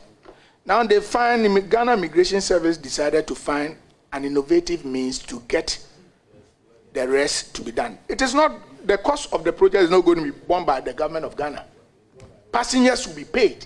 They are going to pay for it. It's part of the ticket. And secondly, the API project. Order. I believe the nominee is capable of dealing with the issue. The airport passenger information project, which is being done by Civil Aviation Authority, is completely different from what the Immigration Service is doing. So I just want to put it on record. I don't know where he got his information from, but I believe some of this we need to put it in the proper context, not to degenerate any kind of controversies at the end. So thank you very much. Honorable nominee, any comment? Yes, my good friend is the ranking currently, and he understands that we both have deep understanding of what's happening at the airport. As part of UN Security Council resolution, those of us who travel through some airports, let's take Singapore. You will notice that when you get to the airport, you don't meet any immigration officer. You take your passport, place it on the e-gate, and it goes through. It is only when they have issues with you that they will direct you to a human being. Why? Because you have provided information already to the authorities in Singapore, and they've checked it, and you are okay. So he's right. When we talk about this, people think we are talking about, initially, immigration said it costs 1.7 million cedis. It is an integrated project. If you read their press release, and I think Graphic published it, they confirmed that, yes, point number 5, the e-gate system alone comprises 15 units of e-gate with accessories, which form part of the border management system being installed at KIA at a cost of $1.7 million. Then if you go back, point number 6, they then go on and say that the 240 million referenced in the in circulation in the article that they are referring to me on my social media handle relates to the whole life cycle cost, and the project, including the initial implementation, would cost $94 million. Who says Ghanaians are not going to pay? If you take tax from Ghanaians on behalf of government, it's government money. Why is the entity, this particular entity, believe that something that another entity is ready to do for free? And I'm repeating, this e-gate integrated system is already part of what another entity is doing for free. The records are there. Go to Ghana Airport Ghana Civil Aviation Authority today and find out whether they have started implementing a project which would have provided the e-gate for free, and come and report to the committee. So this matter must be settled, and that is why I say that Ghana Immigration Service did not debunk me. They actually confirmed what I have said. I know exactly what I'm saying, and I would even encourage them. As far as the UN resolution is concerned, UN Security Council resolution is concerned, it is the law that we have done for Ghana Civil Aviation Authority that is what is supposed to be used to implement this. Immigration officials are only supposed to play a role. Second, it is also something that Ghanaians should look at. Today, we have over 1,000 immigration officers working at the airport. Can you believe it? 1,000 immigration officers at Kotoka alone.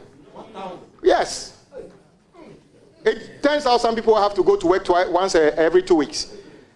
So I'm not saying immigration officers are not needed, but which country do you go to that before you check in your bag, somebody checks you?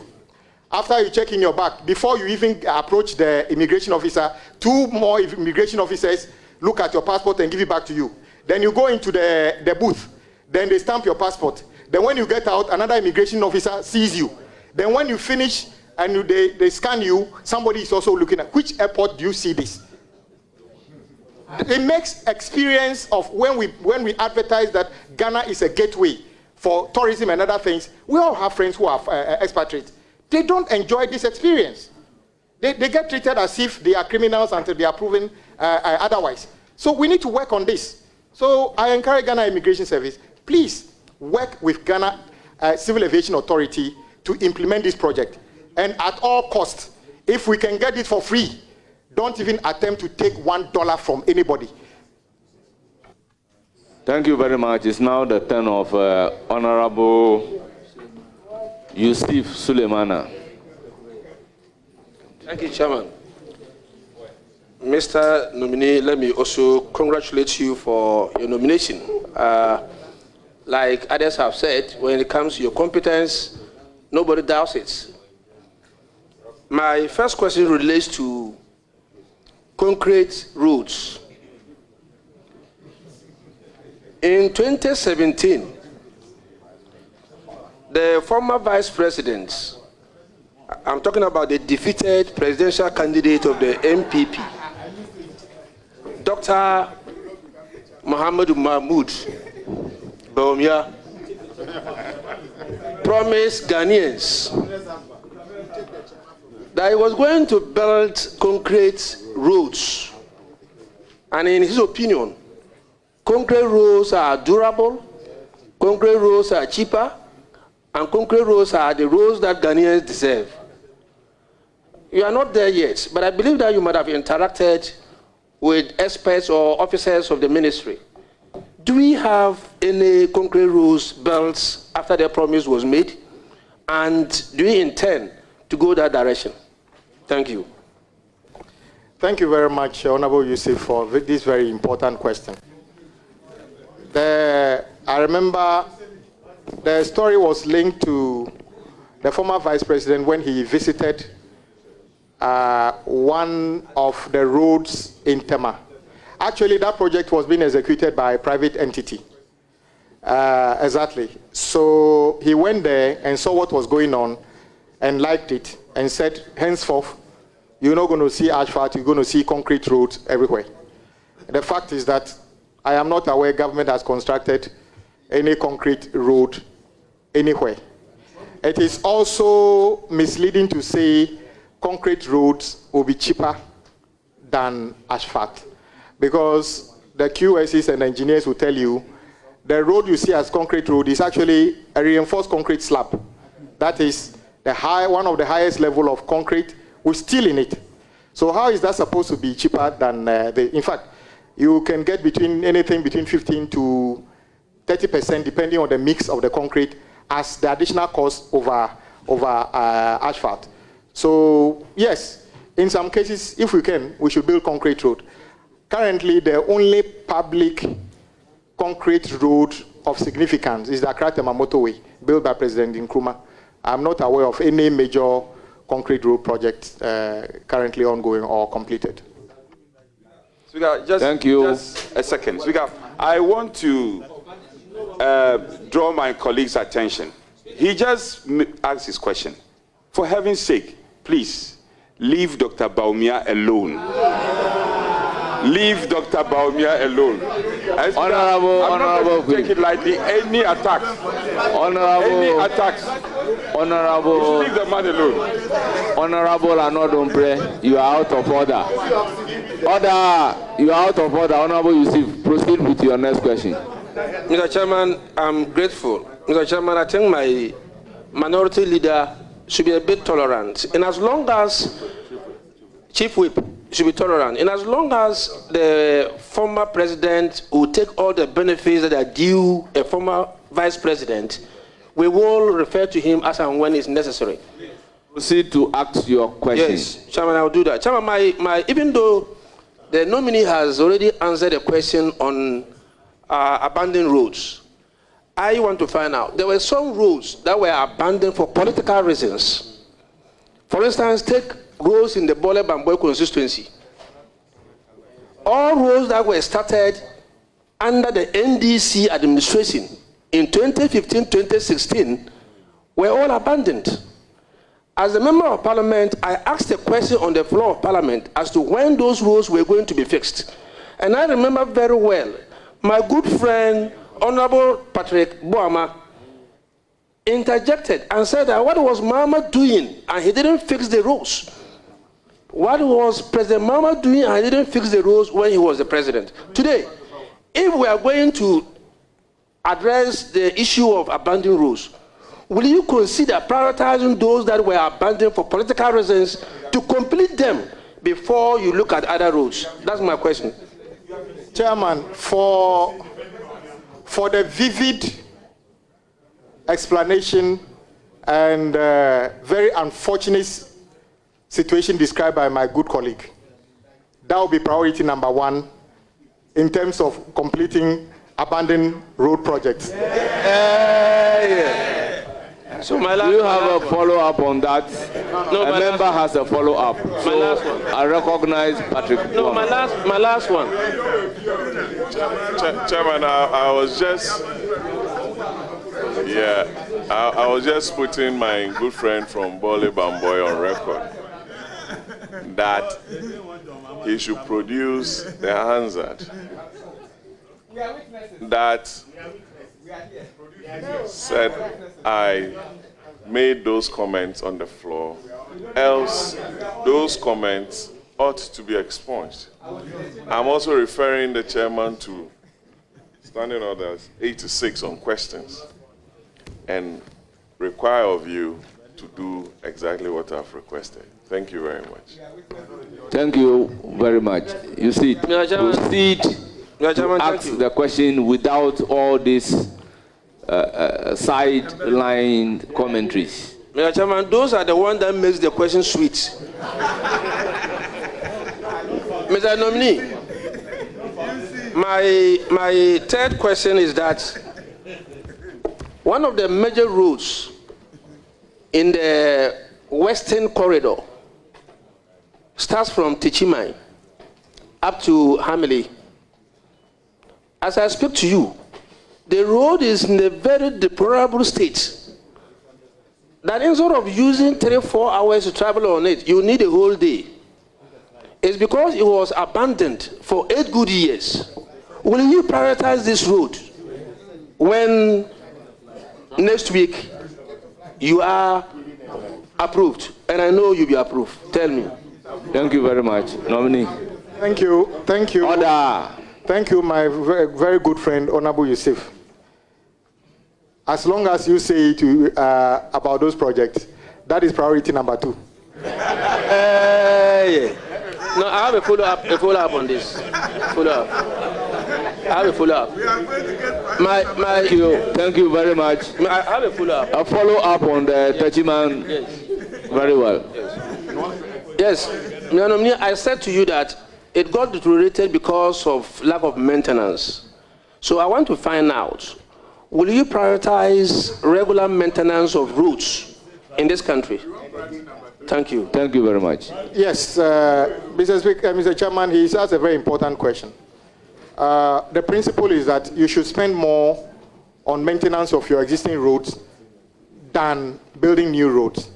So, but the records we have in terms of road maintenance, and my colleagues on the road committee can tell, things have gone really bad in the past 8 years. In fact, the record of road maintenance we had in 2016 is unmatched till today. If you check 2023 record, in areas that we do 9,000 kilometers, the MPP government was doing just 3,000. So they have really let the country down in terms of road maintenance program. So I said it in one of my initial responses that we need to commit more to road maintenance. Sometimes all you need to do is to spend a little amount of money to address a spot improvement. Yes. And the road can still continue to be motorable. But once you abandon it, it becomes a major problem and makes the whole road, the use of the road, not safe at all. Thank you, Chairman. Thank you very much. Honorable members. Honorable Jaja, order. Honorable members, in line with Order 2177, I will take a question from Jerry Shaibu as a member of the leadership of the House. So, Jerry, you may proceed. Thank you very much, Mr. Chairman. Mr. Chairman, I first wish to congratulate Honorable Kwame Agbodza. My question is, I have made some observations. Please, can you? I've made some very critical observations, including the road markings, street lights, quality of roads, traffic lights, and I don't think that my government has been in power since the inception of this country. So, yes. So, Honorable Jerry, address the chair. Mr. Chair, yes, I am addressing. So please proceed with your question. I have realized that most of this are dysfunctional. So from my beloved Malam to Kaswa, you would realize that no street light is working. When you get on the major road, the motorway, you would also realize that, stop talking, no street light is working. Most road markings are also not working. In the night, it's not very safe to drive. You can easily get an accident. I know your capacity. I know that you want to prevent accidents. You want to have people drive in a very clean, motorable roads. I just want to find out, what are your plans to have them resolved? Thank you very much. Thank you. Thank you. Much. Yes. Honorable nominee, your response. Thank you very much, Chairman. I think my colleague has asked a very important question. This is our capital city. It is strange that you drive in parts of our city at night and the roads are not illuminated well, no road markings. And I know a number of friends from abroad, when they come, they keep asking, how are you able to drive on these roads? Because there's no signage, there's nothing. With street light, there's a bit of an issue that has come to the attention of the Road and Transport Committee. If you notice, Ministry of Local Government through Common Fund does supply street lights sometimes. Ministry of Energy does supply street lights sometimes. And sometimes they supply these street lights and give it to the assemblies and others and ask them to go and install. Whether those lights are of the highest quality is another question. Whether they are installed properly is another matter. So it is a synergy between Ministry of Energy and the local authorities. As for the roads, the physical roads are under the domain of the road ministry. The safety on the road is between Ministry of Road and Ministry of Transport, because National Road Safety Authority is under Ministry of Transport. So I think this issue can best be addressed with a combination of how we take a second look at that. Whose job is it to supply, install, and maintain street lights in Adaklu? Is it Ministry of Energy or the Adaklu District Assembly? That question has never been answered. But we all see street lights distributed to the assemblies, and sometimes through members of parliament. Well, mainly during elections. So we need to address this. And many people have also complained that some of the street lights that are supplied don't last.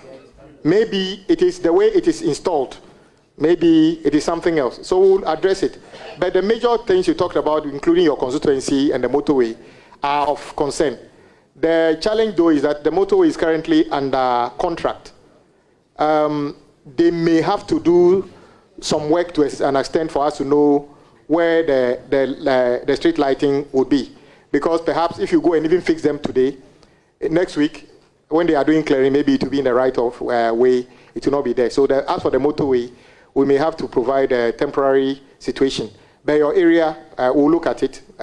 When this committee generously recommends me to the plenary and I get approval and go to the ministry, I promise to get a... Any further question? Yes, Honorable Mr. Chair. Deputy Whip. Mr. Chair, I also heard my very good friend enumerate a lot of problems. One of the major ones is the interest on contracts.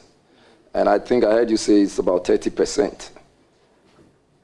Are you considering redrafting contracts so that the 28 days, which is normally when IPCs are raised and they are supposed to be paid, and there is default in payment, that is where now the interest arises. Are you considering redrafting contracts? And if so,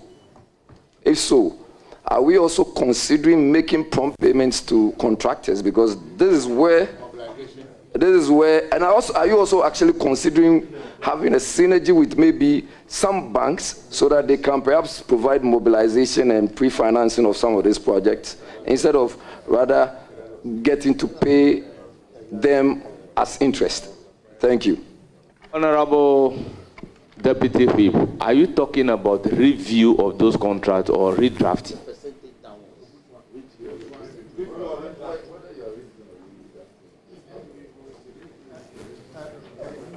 Chairman, yes, Chairman, I think I get what he's saying. And I know you are one of the experienced lawyers in this house. You know when the contract has taken effect, any attempt to go and redraft portions of that contract, you can, but you need the agreement of the parties that form that contract. So it will be more of the new contracts. I think that is what he's talking about. But that is not the solution.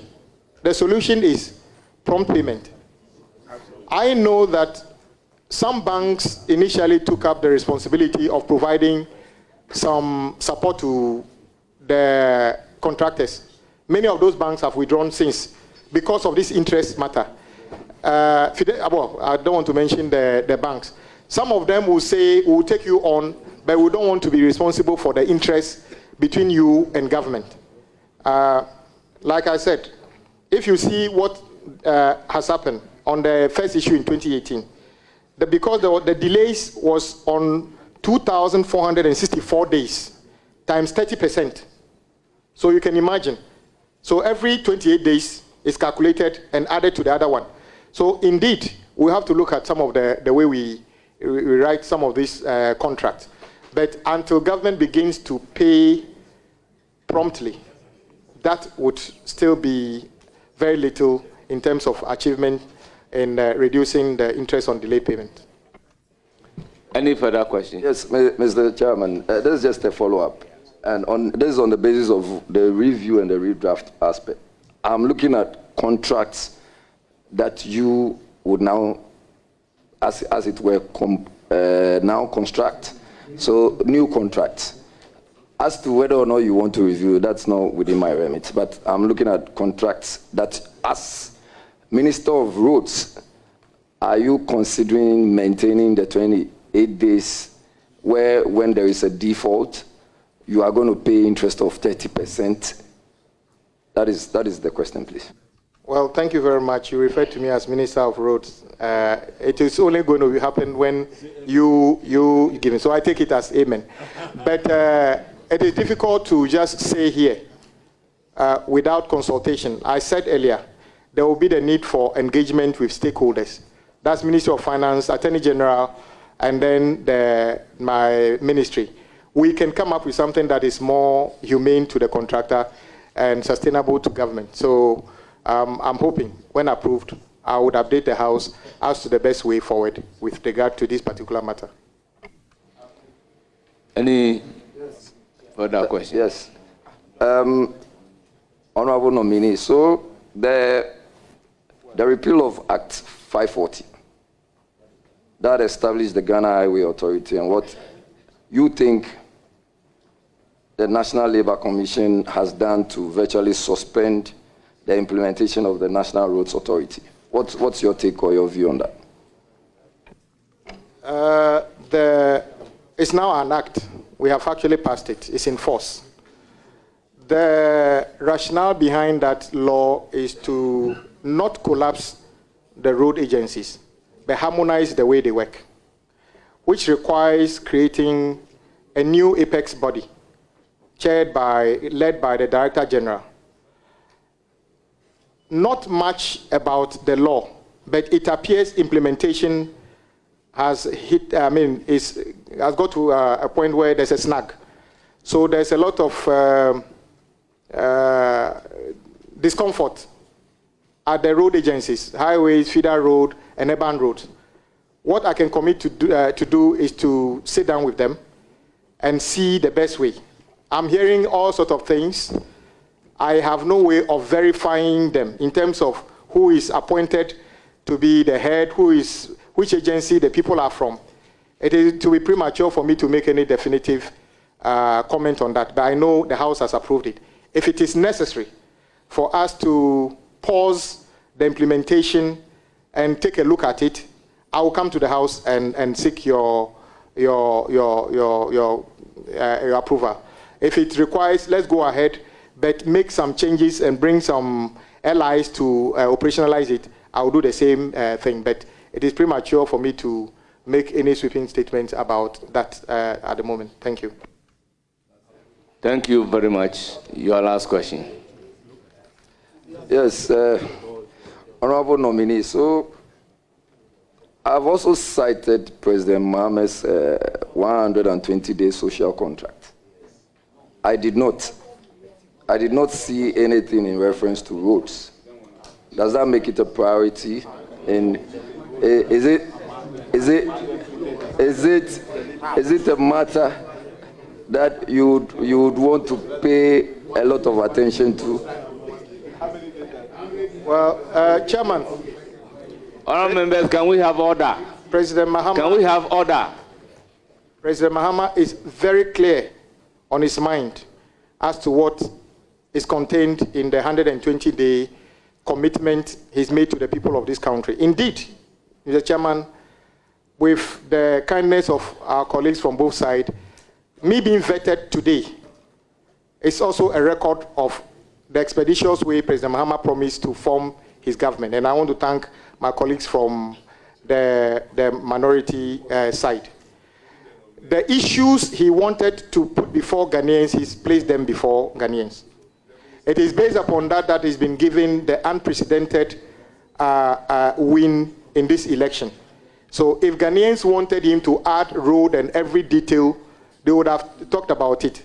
Road is a priority to President Mahama, but let's look at how he delivers on the 120-day commitment, which includes the repeal of some taxes and many other things, which you rightly said.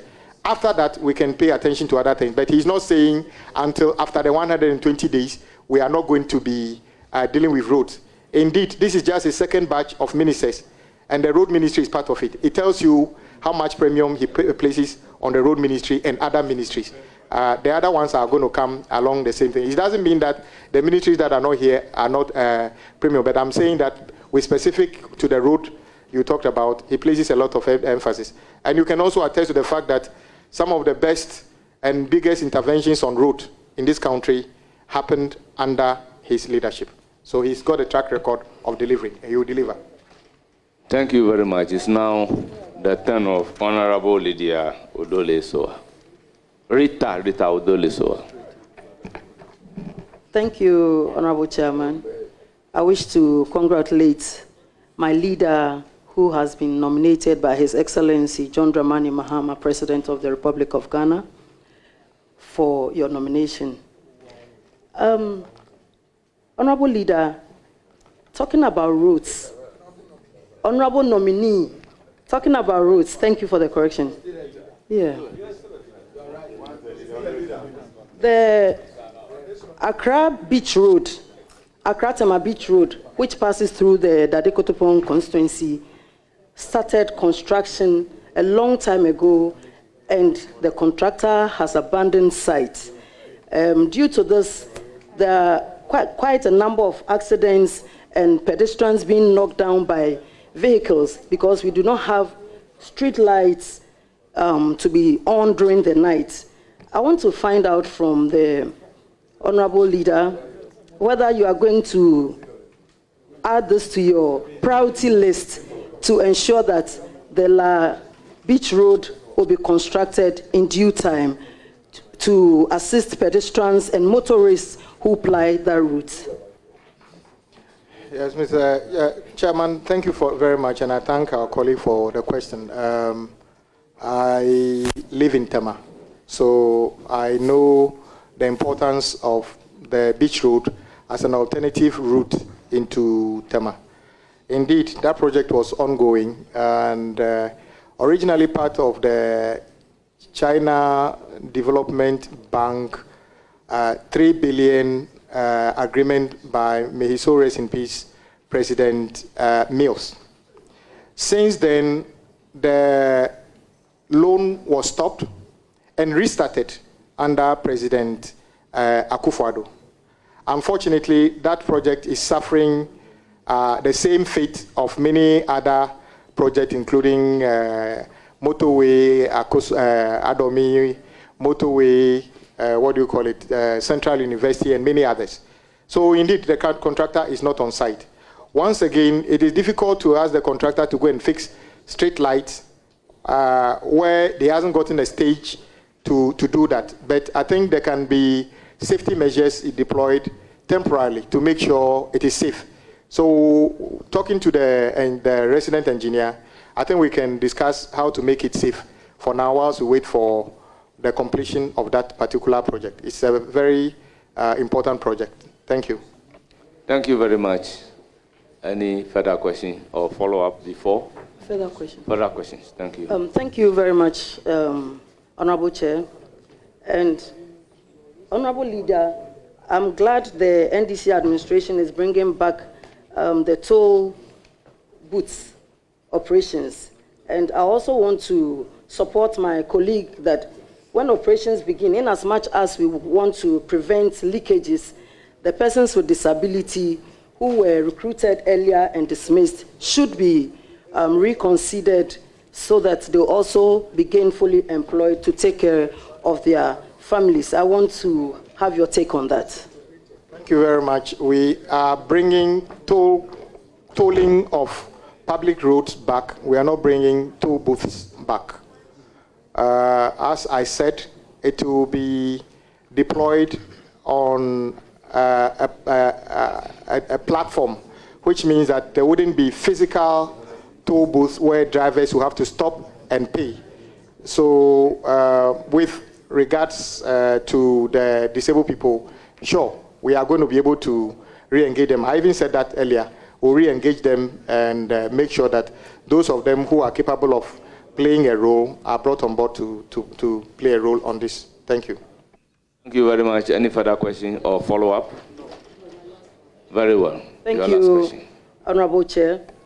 Honorable Minister, nominee, going into the Ministry of Roads and Highways, your colleagues will be knocking at your doors, and I believe we are going to find you when we come there, including myself. I know there are some 2 doors to your office, and I believe when you are there, you attend to us and open your doors to us. On this note, I want to say congratulations on your nomination. Thank you. Thank you. Thank you for giving me an idea of where the doors are. I've not gotten there yet, so I don't know where the doors are, but surely the door that opens for you to see me, I'm one of you, will be able to do this together. Thank you. Thank you very much. It's now the turn of Honorable Patrick Yabwoma. Thank you very much, Chairman. Let me congratulate my good friend and brother Kwame Agbodza for his nomination. I wish you the very best, Kwame. Kwame, just to inform you that Sunyani Techiman Wenchi, Sola Wa have all been awarded for rehabilitation, and Measures Maripoma, Hardwick, and Volta Impex are the contractors. Just to inform you. Thank you. To my first question. Tesano has very good roads. Kwame,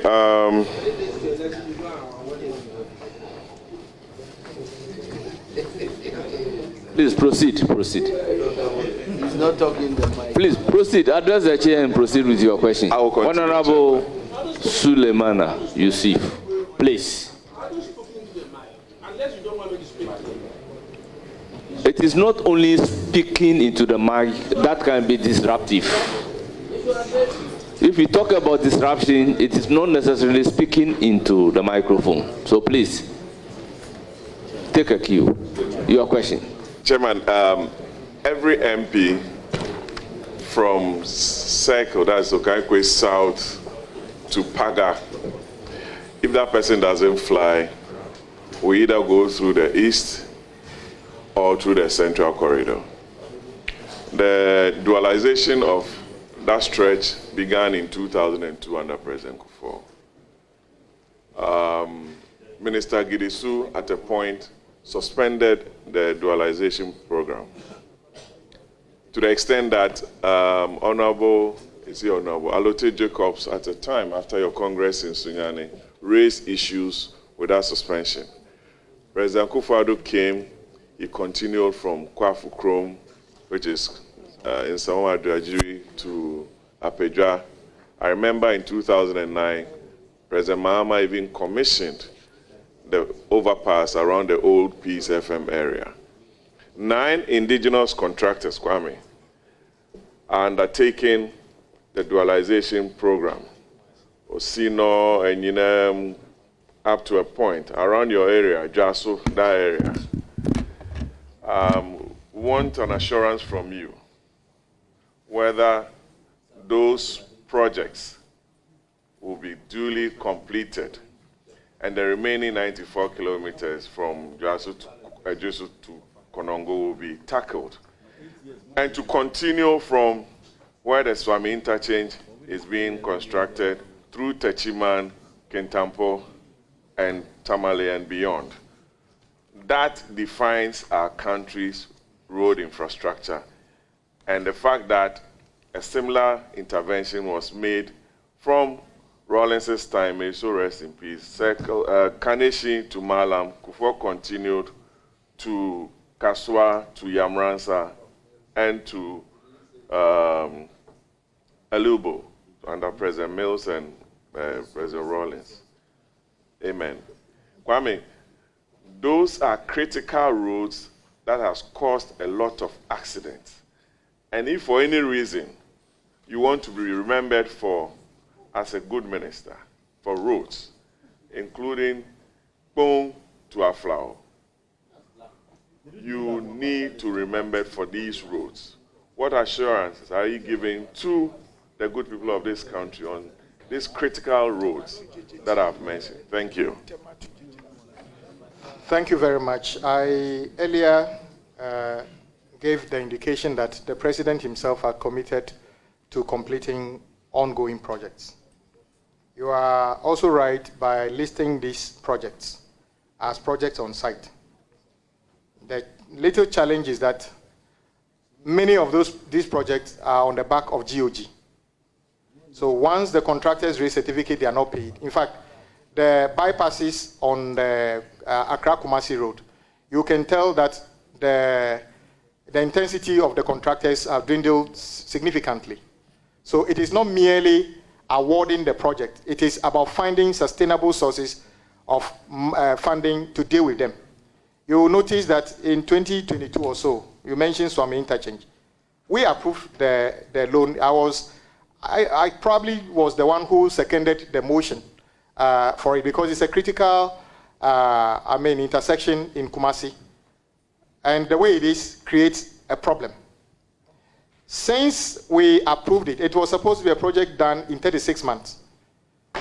But you know that the contractor only turned up on site somewhere close to the end of this year, in the last year.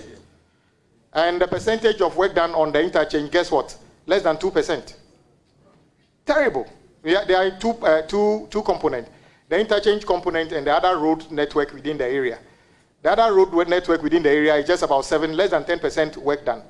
Also because of the debt restructuring, because it's a commercial loan from somewhere. So as long as we can find the resources, and I indicated earlier, my job is to prepare and package projects and for the finance minister to fund. I would never relent in the advocacy to make sure we have enough money in the kitty to pay contractors working in our communities, including Adaklu. I have no doubt that colleagues have the bigger burden of addressing road issues in their communities than anybody else. And together, once we can find the resources, we can deal with these things together, including the road to Joaso and everywhere. Thank you. Thank you. You love Joaso. Kwame, I don't know if you have your party's manifesto with you. If not, let me turn your attention to chapter 4 of the NDC 2024 manifesto. powering growth through infrastructural development, and more particularly to the road sector. Let me get there.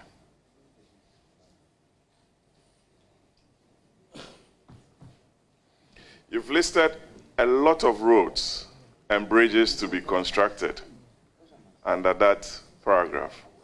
That's paragraph 4.2.5, upgrading road transportation systems. A lot of roads. Pages 107 of 200, Roxanne, if you care to know.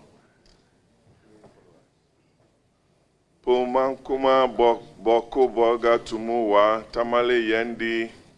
You've listed a lot of roads. Abrin Sawam, and to the extent that you are promising to even regularize Okada and what have you. And it's in the manifesto. I've seen about 13 bridges and also a paragraph on road safety.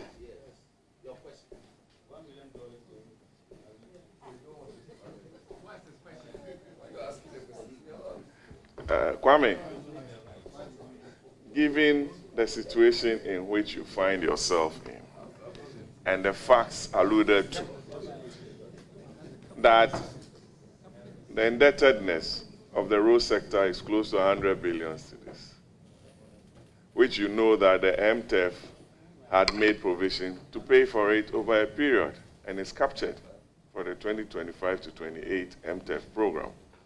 How are you going to fund all these ambitious projects? Is it going to be another Green Book promise? Kwame. Thank you very much. And please, order. Chairman, please, order. I'm happy. Order. These are very important questions, and I'm happy he mentioned Green Book.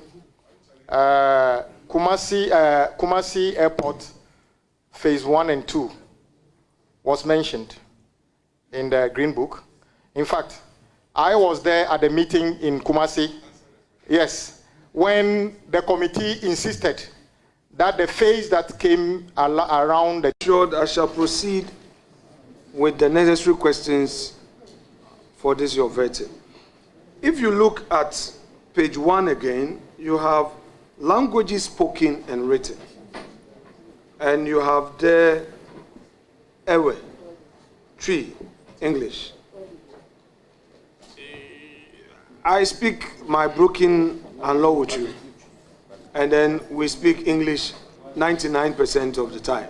My law is not good at all, as you may know, because of my Efutu, dilution. So I don't speak tree with you. Is it the case that you speak the tree and write the tree as well? I cannot write tree, but I'm sure you've heard me, even on radio, speaking some tree. That is why I say I speak some tree. Very well. So, Kwame, hometown, you have Adaklu, Kodiabe. Correct me if the pronunciation...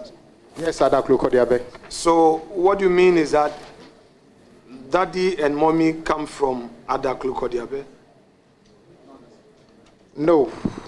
Please clarify. Yes. My father comes from Kodiabe. My mother's side comes from some other places and settled at Old Baika in the Oti region.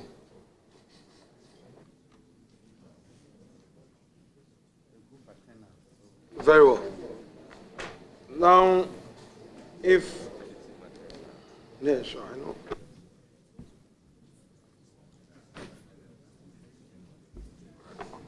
Now, if I go through your CV again, you know, same page 1, you have your experimental JSS, 1985 to 88. Then you have Mauli School, where you had your GCE O levels, 1988 to 91. Does that mean that because you finished the JSS, you started from Form 2? Yes, I went to the experimental JHS, well, JSS those days it was called. So when you finish your 3 years there, you go straight to secondary school, Form 3. Then you just do 2 years, then you do the O level. That is why it's like that. Very well. So I just needed you to clarify. Please, let's go to page 2 of your CV. So you've indicated the 2014 to date, K and Partners Limited. Position held, principal consultant. I need 2 clarifications from you. 1, were you a registered director of this company, or you were just an employee? I'm the founder of the company. Very well. Then, when you come to Architects Co-Partners Limited, you also have the consultant, into bracket partner. Again, clarify. Are you a partner by directorship and ownership, or you are just a partner? I operated K & Partners in the United Kingdom until I returned to Ghana in 2010. It was still in operation when I got to Ghana. I got involved in Architect Co-Partners, who belongs to a relative. And I took it over as the principal consultant. And then since then, I'm still a director and a partner of Architect Co-Partners as well. Yes, so just the clarification again. Because you said 2010 to date, you know, if you check on it, 2010 to date. So I just wanted you to clarify whether whilst you were in Ghana, serving as a member of parliament, you were still in the employ of that company, and whether the company at all was operational, you know. Architect Co-Partners is not very active today. K & Partners is slightly more active than Architect Co-Partners. But you see 2010 till today simply because I got involved with Architect Co-Partners since 2010 and closed down K & Partners in the UK and restarted it in Ghana from 2014. Very well. So you may want to do some amendment in future to that, the Architect and Co-Partners. Thank you very much. All right.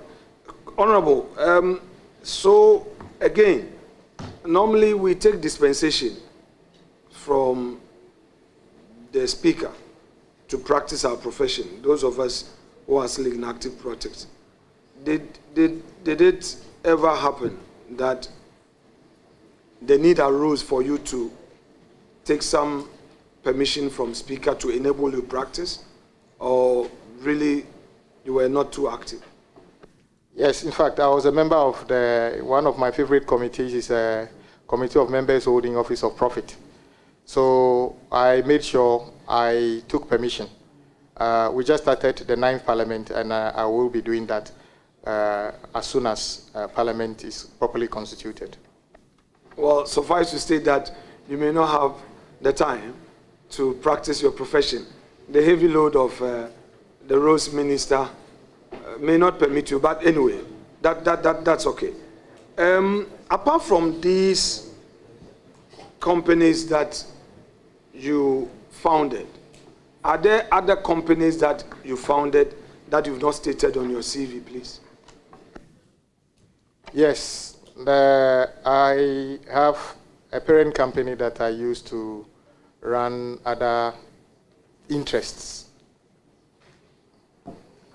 What's the name of that company? I want to reserve since I didn't state it officially on my CV, I want to reserve the No, it doesn't matter.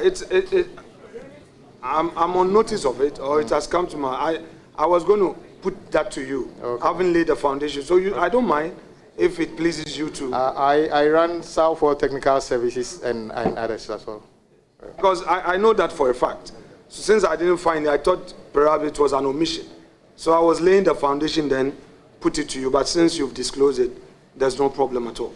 So this is a Ghanaian registered entity, correct? This one is a Ghanaian registered entity.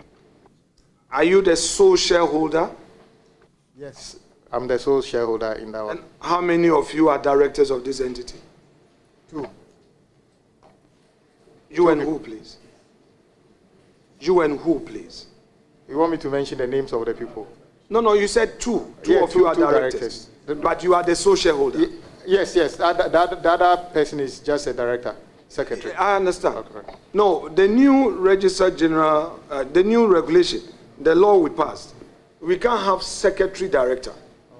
You must have a secretary and director. They must be separate. Previously, you can have secretary director. So I just want to know from you. You have a secretary to this company, separate or different from a director, or you have a director secretary? As a matter of fact, I don't play active role in these entities. I have a management firm that deals with these things. So to not put out an information that is not completely accurate, I want to reserve that one until I check. That's fair enough. So Kwame, let's go into your days as a minority chief whip.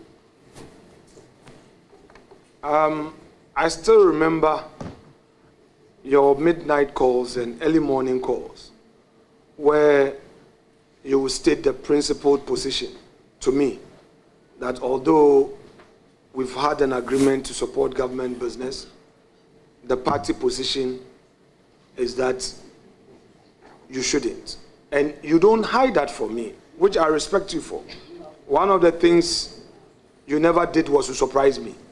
So at least I knew what stance you had. Now, tell me, why is it that a lot of the times when you were opposing me, you look elsewhere? You wouldn't look in the correct direction. Why? What really was going through your mind? Why would you look? Why would you look down or look elsewhere in the process of firing at me, your tribesman? Chairman, I must say the minority leader is a very good friend of mine, and I don't like disappointment. So if we go to a committee and take a decision on something, and it turns out not enough consultation has been done with my party, and by the time we finish the consultation, I need to change my stance, I feel I've let the committee down at that stage. So it is not comfortable to disappoint when I knew you were riding on my word. So, my very good friend, you know, it is not easy to stand in front of somebody who you believe trusts you to say that what I told you yesterday, I can't do it. So that is why it's difficult sometimes to look at you directly and say. So, Kwame, I'm sure you have simplified matters. For those who perhaps found you to be very difficult to understand that this is the nature of politics, and some of our actions must not be held against that. I mean, that's it. I want to know from you about this road toll. When should Ghanaians expect it?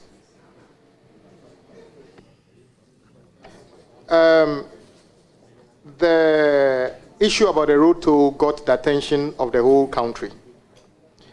I'm of the view we shouldn't just, as a ministry, hurriedly put together something and spring a surprise on the public.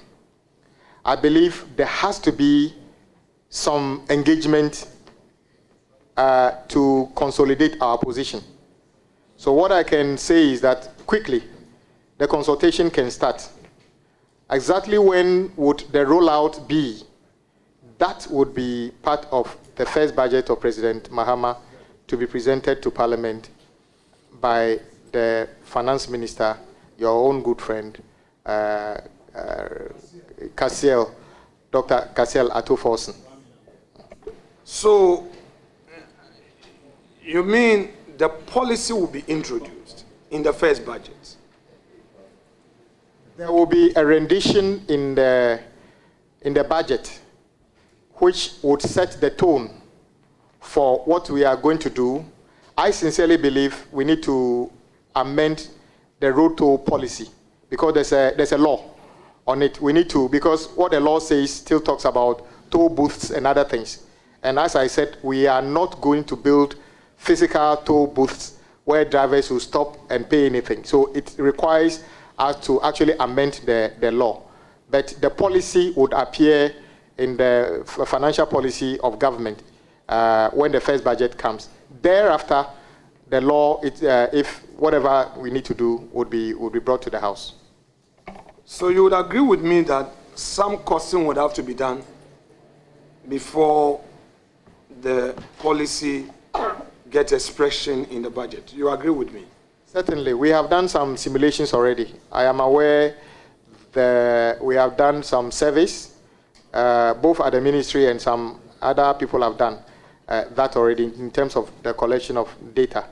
But we are yet to engage the public with the findings and then chart a way forward. Yes, by the time we are coming to Parliament, for the policy, we should have an idea. First of all, how much we intend to charge and how much accruals we expect and what that money is supposed to do. Particularly, Ghanaians must get to know what that money is supposed to do. But do you think Ghanaians must equally know the cost of rendering the services vis-a-vis the platforms you are going to rely on, since it's a whole technology drive?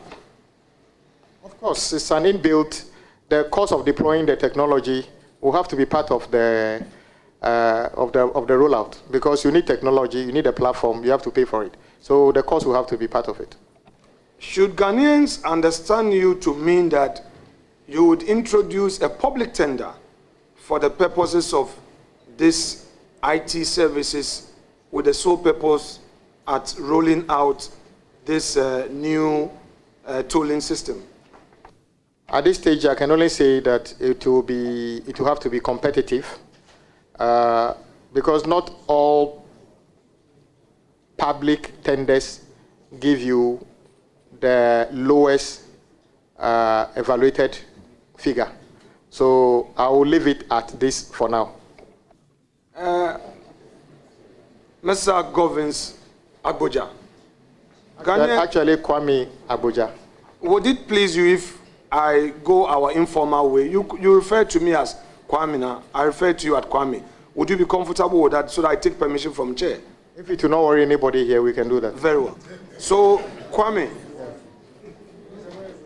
don't you think that the goodwill of your government, which you ride on, will mean that in this important policy, you roll it out through a public tender, and even so, segregate it instead of centralizing it, so that you can have more Ghanaians who have such technology to participate.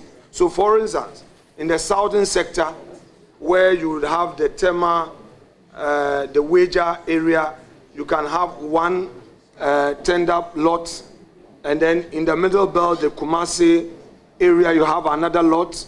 In the western region, you can have another lot, and northern region.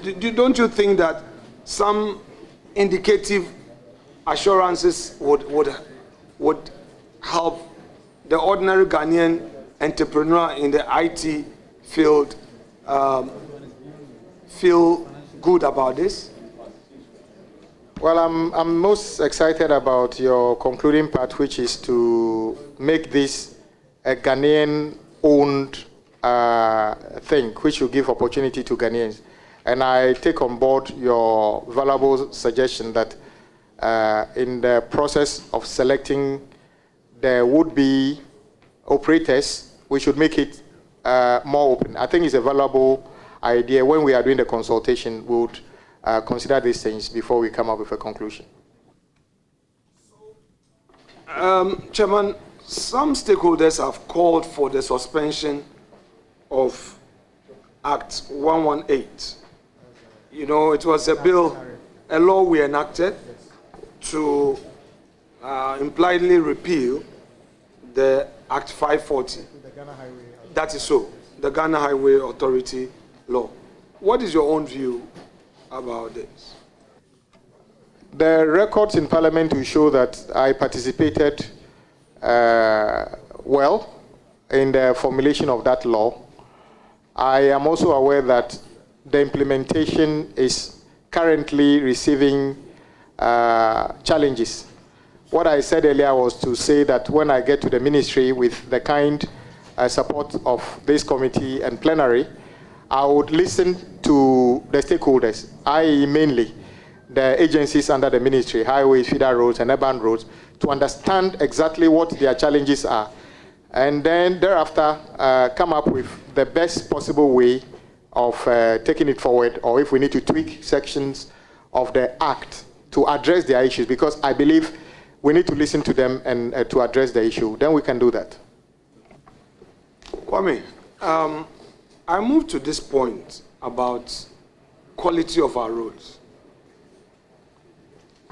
I hold a view that as a political class, we often get too hard on ourselves without paying attention to the technical components that lead to quality of our roads.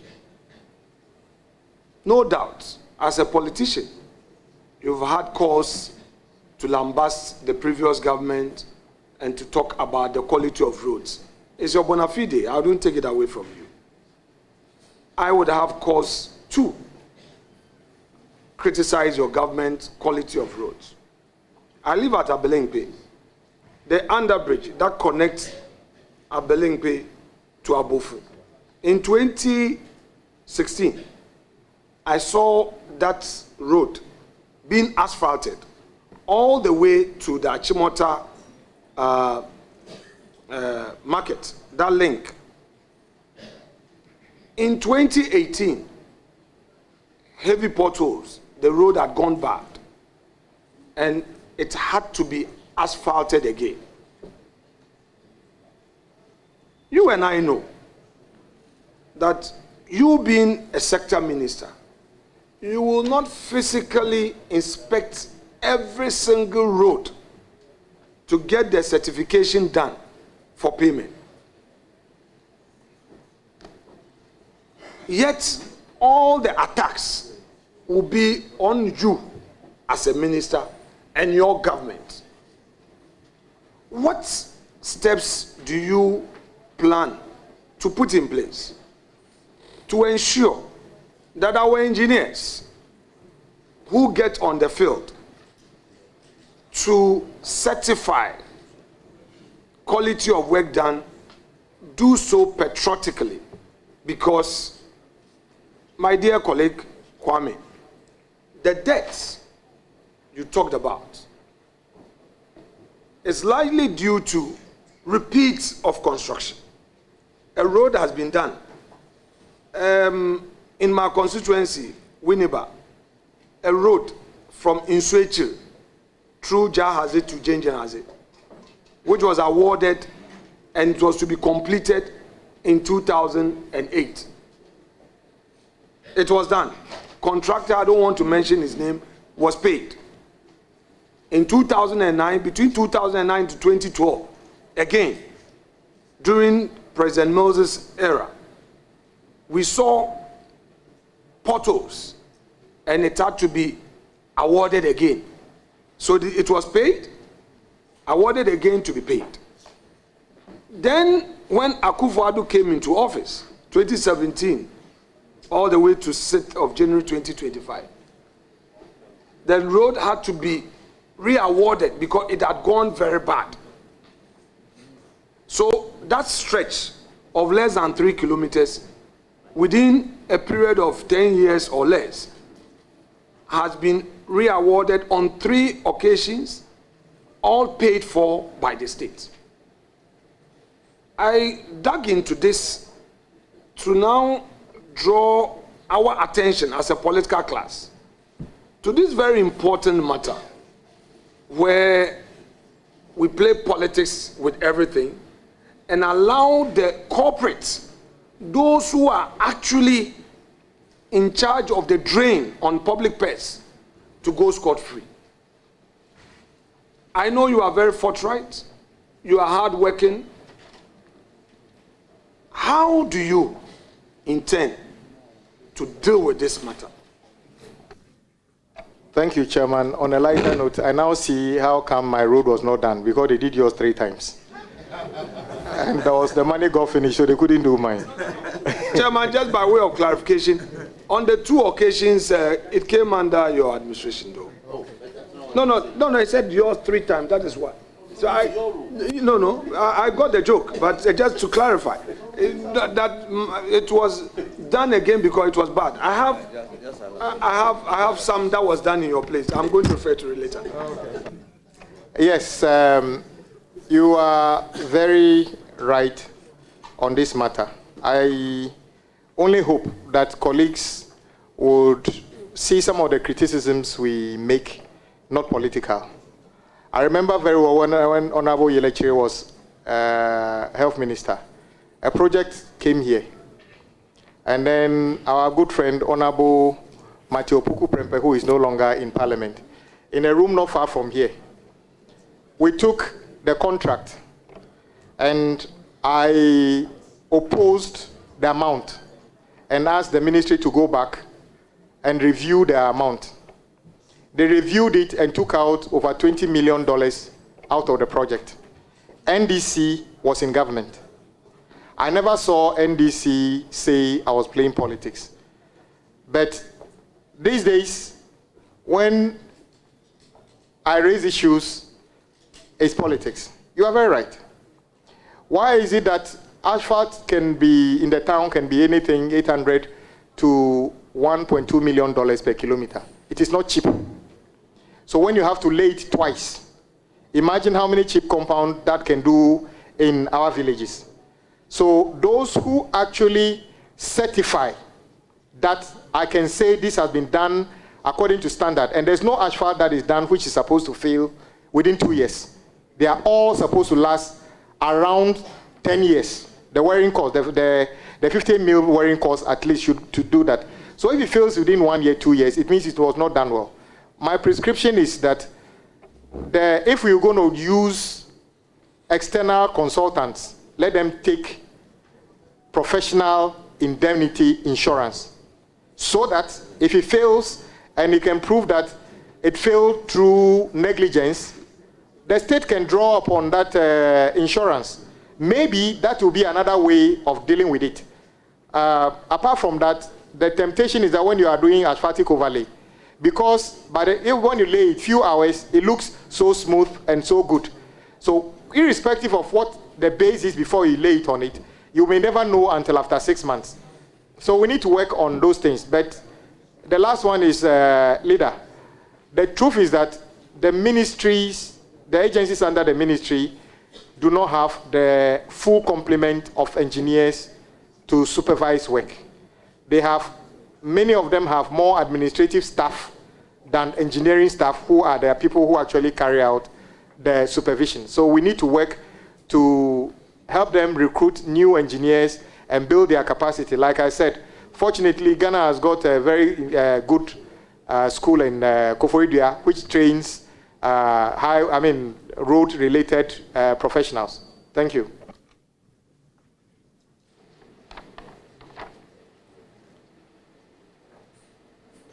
Honorable, you raised some concerns about 6-month non-payment clause in contract. Correct? I didn't mention 6 months, but every contract, when written, they will tell you, especially road contract, when certificates are raised and payment is not made over a period, depending on the contract, that money, money can attract 30% interest. You think this is popular with contractors? Oh, extremely popular with contractors. Bad news for government. See. Now let's go to the roads. You've complained about our indebtedness. Do you think you can achieve something significant between now and 2028 December? Yes, President Mahama can achieve in the 4 years better than what we've seen in the last 4 years. No, Kwame, don't let us go there. Okay. I mean, this is a very diplomatic, you see, where you are now, you know, if you go that part, then I may be compelled not to manage the leader relationship. So I will give you an opportunity to rephrase your answer. I am only an advisor to President Mahama on road matters as his Minister for Roads and Highways. Yes, I am saying yes, with the authority of President Mahama, we shall do better, or we shall achieve things on the road sector. So I take the latter phrase. I take the latter phrase. That is very befitting of where you sit now. I'm sure in the chamber this will be a different matter. Now let's delve a bit into that. You see, you have laid the foundation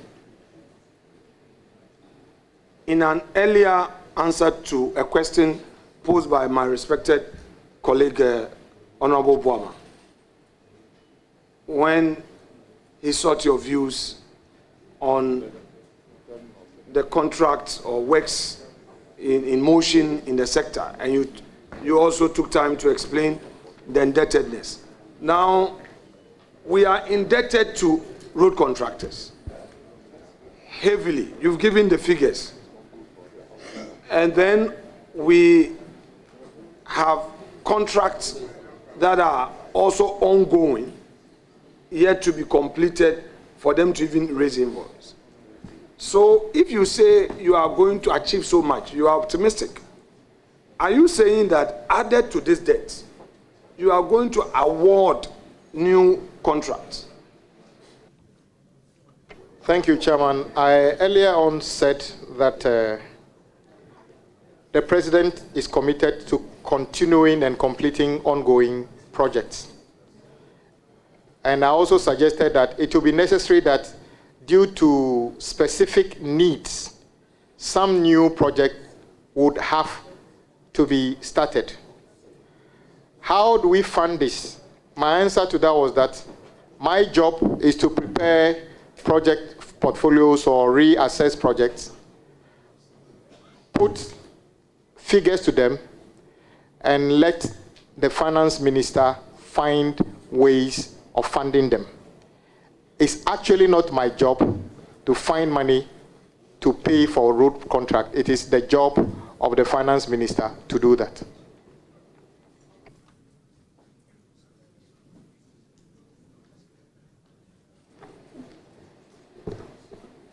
Kwame. Yes, leader. So, you see, Ghanaians are interested in this part of the conversation. We have a major problem in our road sector.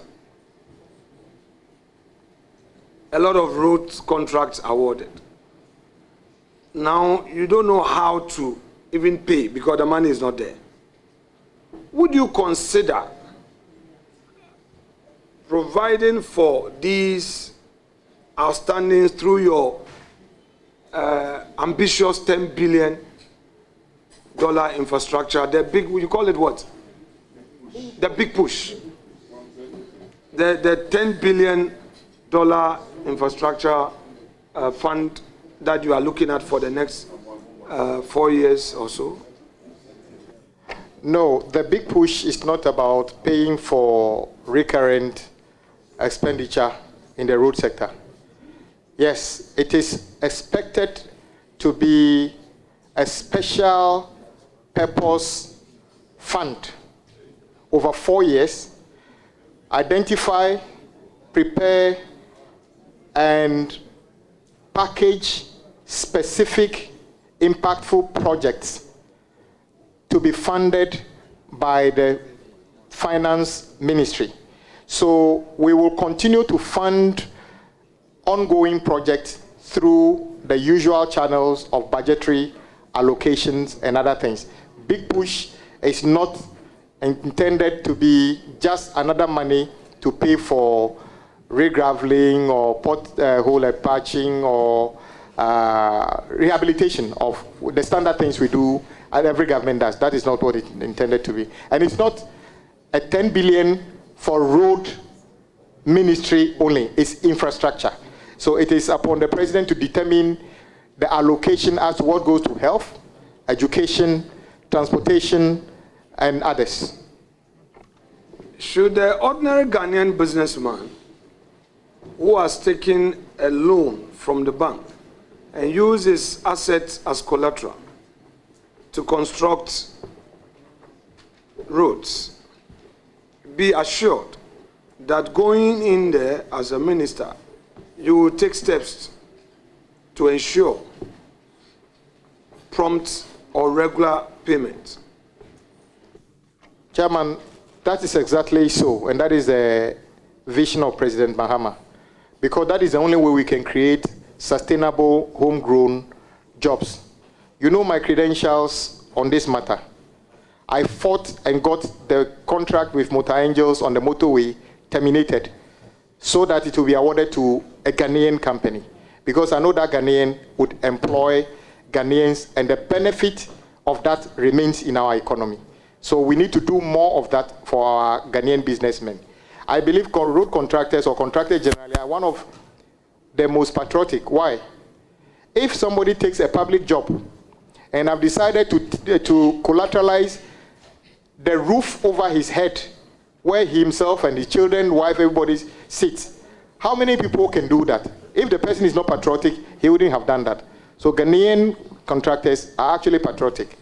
The problem comes when they take the loan and we are unfortunately unable to pay them for them to repay wherever they got the money from. So should the ordinary Ghanaian businessman in the road sector be assured that you as minister will look at them and support them without first identifying them with any party color? The industry players will tell you that I am the first to say that don't tag contractors with political colors, because I don't expect a contractor who, assuming he's even your friend, assuming you registered a company for him, I don't expect him to stop working because you are in opposition. I expect him to continue working as long as he's competent enough to do that. So I don't tag road contractors as partisan. Who they vote for, I don't know. As long as they do a good job and adhere to the tenets of the contract, we are ready to go. So currently we have 233 contractors duly vetted and classified by the ministry, for which you know that the criteria for financial capability and technical record have been duly satisfied. To your mind, how can the classification system be used in a manner that would ensure meritocracy at the same time balance fairness? The classification has to go in tandem with other support, and including competency. Because if it's just a matter of you want Class A contractor, so you need a number of bulldozers, excavators, graders, tipper trucks, personnel in terms of engineers and other things. Any businessman can do that, but whether the person is committed to do the work is different. I also know contractors have issues with the way the classification is done in a way. You do a classification and say the highest level can do work up to a certain standard. Then when you bid, the guys at the top come and bid with the people lower here. But because of the capacity they have, then the lower guys can never get the award. So whilst we're doing the classification, it has to come together with other interventions to make sure players on the different stratas of operation can all participate in what we are expecting them to do. But it also depends on not only the record of their equipment and personnel, but their competency and the managerial skills of them. Construction projects are quite complicated, but people don't understand it. People look at the money and say it's a 1 billion Ghana project. They think that 1 billion is the one that is coming into your account. You just wake up one day and realize that you owe the bank 2 billion. And meanwhile, the project is still 1 billion on the site. So it's a very complicated thing. As a roads minister, you would have quite a number of agencies under you. Through this transition period, have you had the opportunity to engage some of these agencies? And if so, which ones have you engaged so far?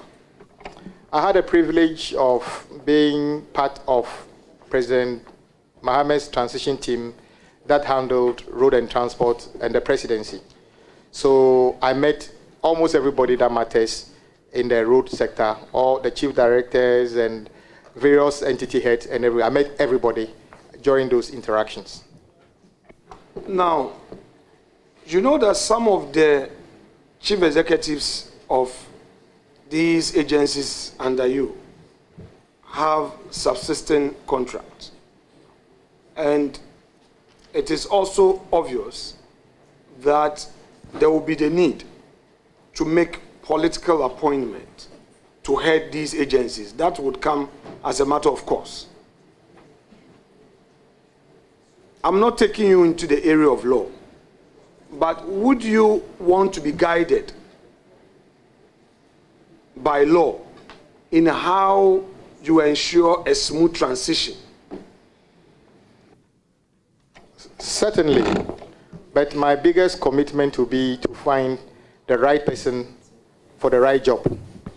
If by law you are sitting somewhere but you have no value, or you are unable to do what we want you to do, we would advise ourselves. Yes, I agree. I mean, you are the political head, you would have to advise yourself. But should Ghanaians be assured that in advising yourself, you would ensure that you act within the ambit of the law? Yes, we would act within the ambit of the law, but most importantly, in fulfillment of our manifesto promise, and also the best value for Ghanaians. Now, I've been in government before, so I do not want to pretend on this. For instance, DVLA, you are the sector minister. No, DVLA, sorry. Roads and highways, sorry about that. Thank you, colleagues. Roads and highways. You need to have a chief executive for roads and highways. Under normal circumstances, some consultations would ensue. In situations where you would hear of a new appointment in the papers, and given your commitment to ensuring smooth transition, would you boldly take it up to address such untidiness, all in the best interest of Mother Ghana? Chairman, that's exactly what I would do. That is why I avoided making direct comments about things like that, because to be honest, even during the transition, I never stepped foot at the ministry. Till today, I've never been there physically, because I want, if this house approves me, to go there with open mind. I don't want to go there with a baggage where I have preconceived ideas about anything. I want to go there and see for myself and take decisions that would be in the best interest of Ghanaians and in line with the vision of President Mahama. Now, there is this road, Akwete Adaklu Wire Road. You know about it? Yes, that sounds like a road in my village. Very well. I am saying that indeed, as you said, it sounds like a road in your village. May I put it to you that indeed it is a road in your village? Have you seen any improvement on this road? In 2016, Honorable Inusa Husseini, under the a program, awarded a number of road projects across the country. Akwete Wire, Abwadi, Nochrepe Abwadi Wire to Kaime was part of those projects. I think September 2016, and award letters came out. We went into an election in December the same year, and we lost. The contractor delayed and came to site far later than that. So the project was done after we left office, though we awarded it, and that is the fact. The good thing, though, is that whenever the regional minister, the former regional minister, Dr. Lecha, was going for an inspection, he acknowledged the fact that I did some legwork as a member of parliament and got that approved. So he always took me along. I remember one day we went on site, and one of his party people tried to do politics, and he told him, not here. You have to give credit where it is due. The only difficulty is that that road is already requiring maintenance, just like your own, because the way it was done, maybe it should have been better. So it's even requiring further attention as we speak. Kwame, you know, in the chamber, you would always emphasize that Adaklu is Adaklu and Ho is Ho. Your constituency is not part of Ho. Why the emphasis for the difference? Why the emphasis? Well, are these two separate traditional areas? Yes. And if so, even if they are separate traditional areas, are they of the same group or different? Well, if we talk about the people, you and I have our parents from different places, but we are somewhere. So you can imagine if you share boundary with another town. So Ho and Adaklu, if you were to be coming from, I assume you know Ho, on the way from Ho towards Sogakope, going to Sogakope, it will be difficult to tell where is Ho and where is Adaklu, because they're almost becoming twin towns. So yes, Adaklu is separate from Ho. The confusion, a bit confusion I've seen in recent time started when in 2016, the NDC decided to donate some land to government through some families to build a regional sports stadium. That land is largely in Adaklu because you can't get that size of land inside the boundaries of Ho. We couldn't do that before we lost the election. When the NPP came, they wanted to do these regional youth centers. They fell upon part of that land and built it. It became a bit of challenge, and I must commend my brother, the former sports minister, who set the record straight that yes, it is a Volta Regional Youth Center, but the location is in Ho, but it's in Adaklu.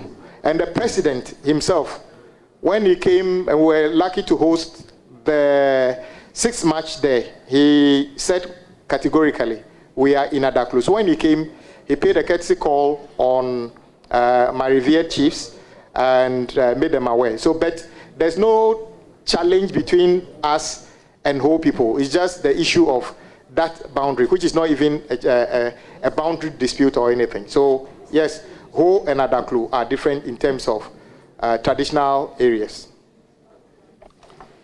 So, Keta, Anloga, Aplao area, they describe themselves as Anglo people. So the Adaklu Ho area, how do you describe yourself? Well, I know a Ho, they call themselves Asogli. And then Daklu, we call ourselves Beko. So they are completely different. So Ho is Asogli. So the paramount chief, Tobi Afede is there, and then we have our Tobi Ubiacha. Chairman, a point of order. The paramount chief of Adaklu. I'm using persuasion. Chairman. Okay, my respected colleague, the chair, who is also a family member, has just given me some education on even the further breakdowns that we have the Anlo,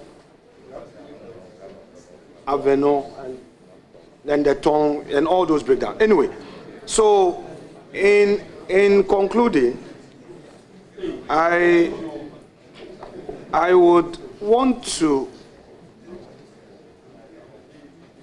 know from you, what is your source of inspiration for public service?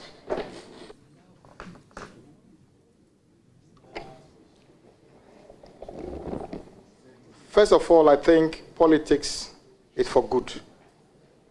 I am never somebody who believes when I hear people say politicians are always the same. I believe a lot of the things, progress we have made in this country was championed by on the back of politics. My inspiration in this starts from the first president. It's about sacrifice and what Ghana achieved through the sacrifice of Osajifo Dr. Kwame. Please order.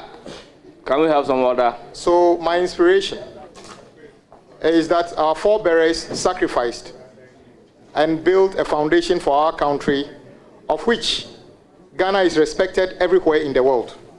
So our generation must be inspired to do and build upon what our forebears have built. So yes, I'm in this because I believe I can contribute positively on top of what our forebears have done.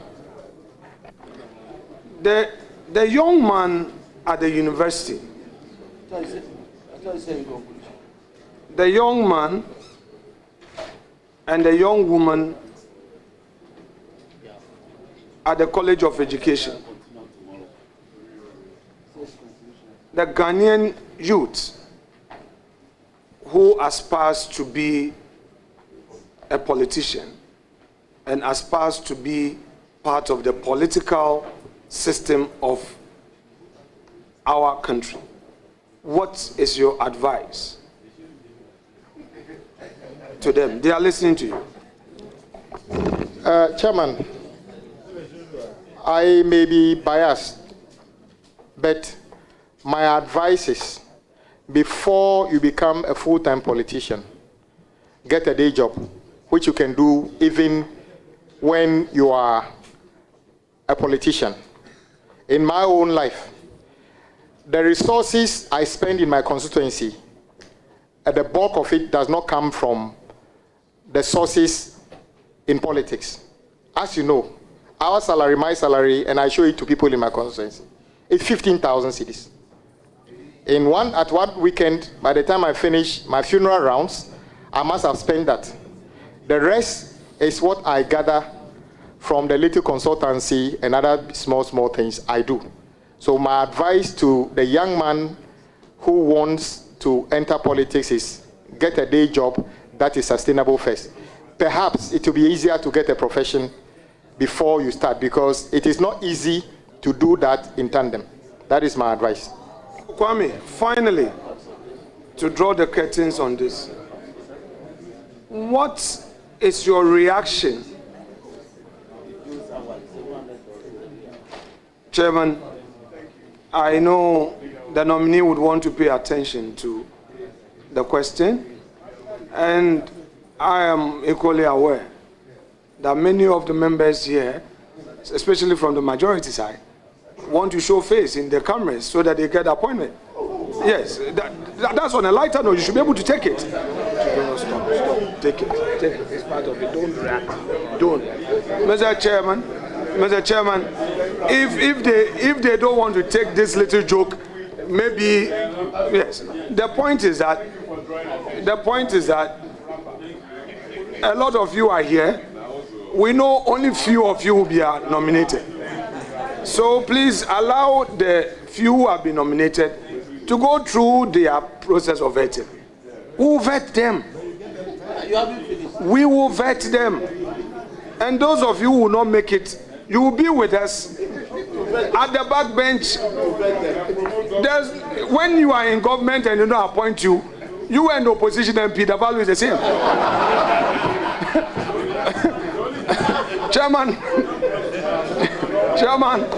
whether micro minority or mighty minority or backbench majority, the value is the same. They don't appoint you into government. So it is only 60 regional ministers, deputy ministers, substantive ministers. A lot of you will not make it. Anyway, Chairman, to draw the curtain on this, Kwame, I would want you to be firm. I worked with Honorable Amakwata. I was the chair of the Road Fund. And I know the pressure that was on him. Ghanaians are, some Ghanaians are capable of describing you in all manner of ways, calling you all manner of names. But if you really want to carry through the inspiration that brought you into public service, you must shut it, be firm, and move on. The drain on the public purse is getting out of hand. But we, the political class, are the cause. So make a difference. I entertain no doubt in your ability to do that and just that. Thank you so much indeed. Chairman, I am done. Yeah. Thank you, Leader. All members, order. Thank you very much. All members, may I use the opportunity to recognize some dignitaries who are here to support the nominee, Minister-designate for Roads and Highways. All members, we have in our midst Jerry Yao Amako, Chairman Adaklo. We have Togui Agbobada, Chief of Amfwe Adaklo. We have Mauto Agbavito, Volta Regional Chairman, NDC. We have Raymond Amanuvier, Secretary, Adaklo. We have Sky Ganaku, former DC, Adaklo.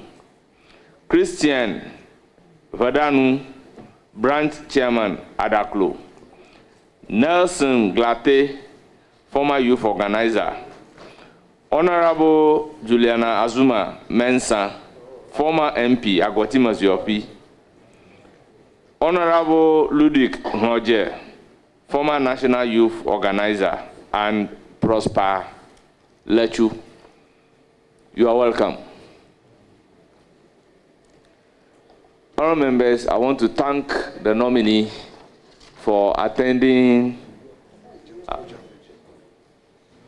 Okay, we also have Honourable James Kluche Aveji, former member, Ketunov. And former chairman, Public Accounts Committee. Honourable members, I thank the nominee for attending upon the House and answering questions answering numerous questions. It's now my turn to ask you questions, but have listened to your answers to questions posed. I do not have any question for you, but to congratulate you for attending upon the committee. Surely you will hear from the committee. You are hereby discharged. Thank you, Chairman of the Committee.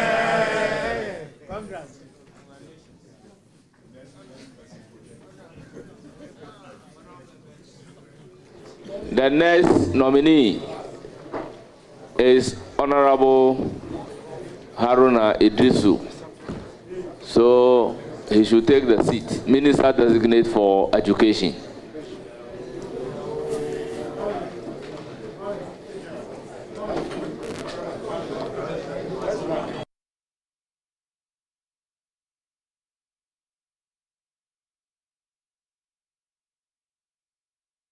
Oui.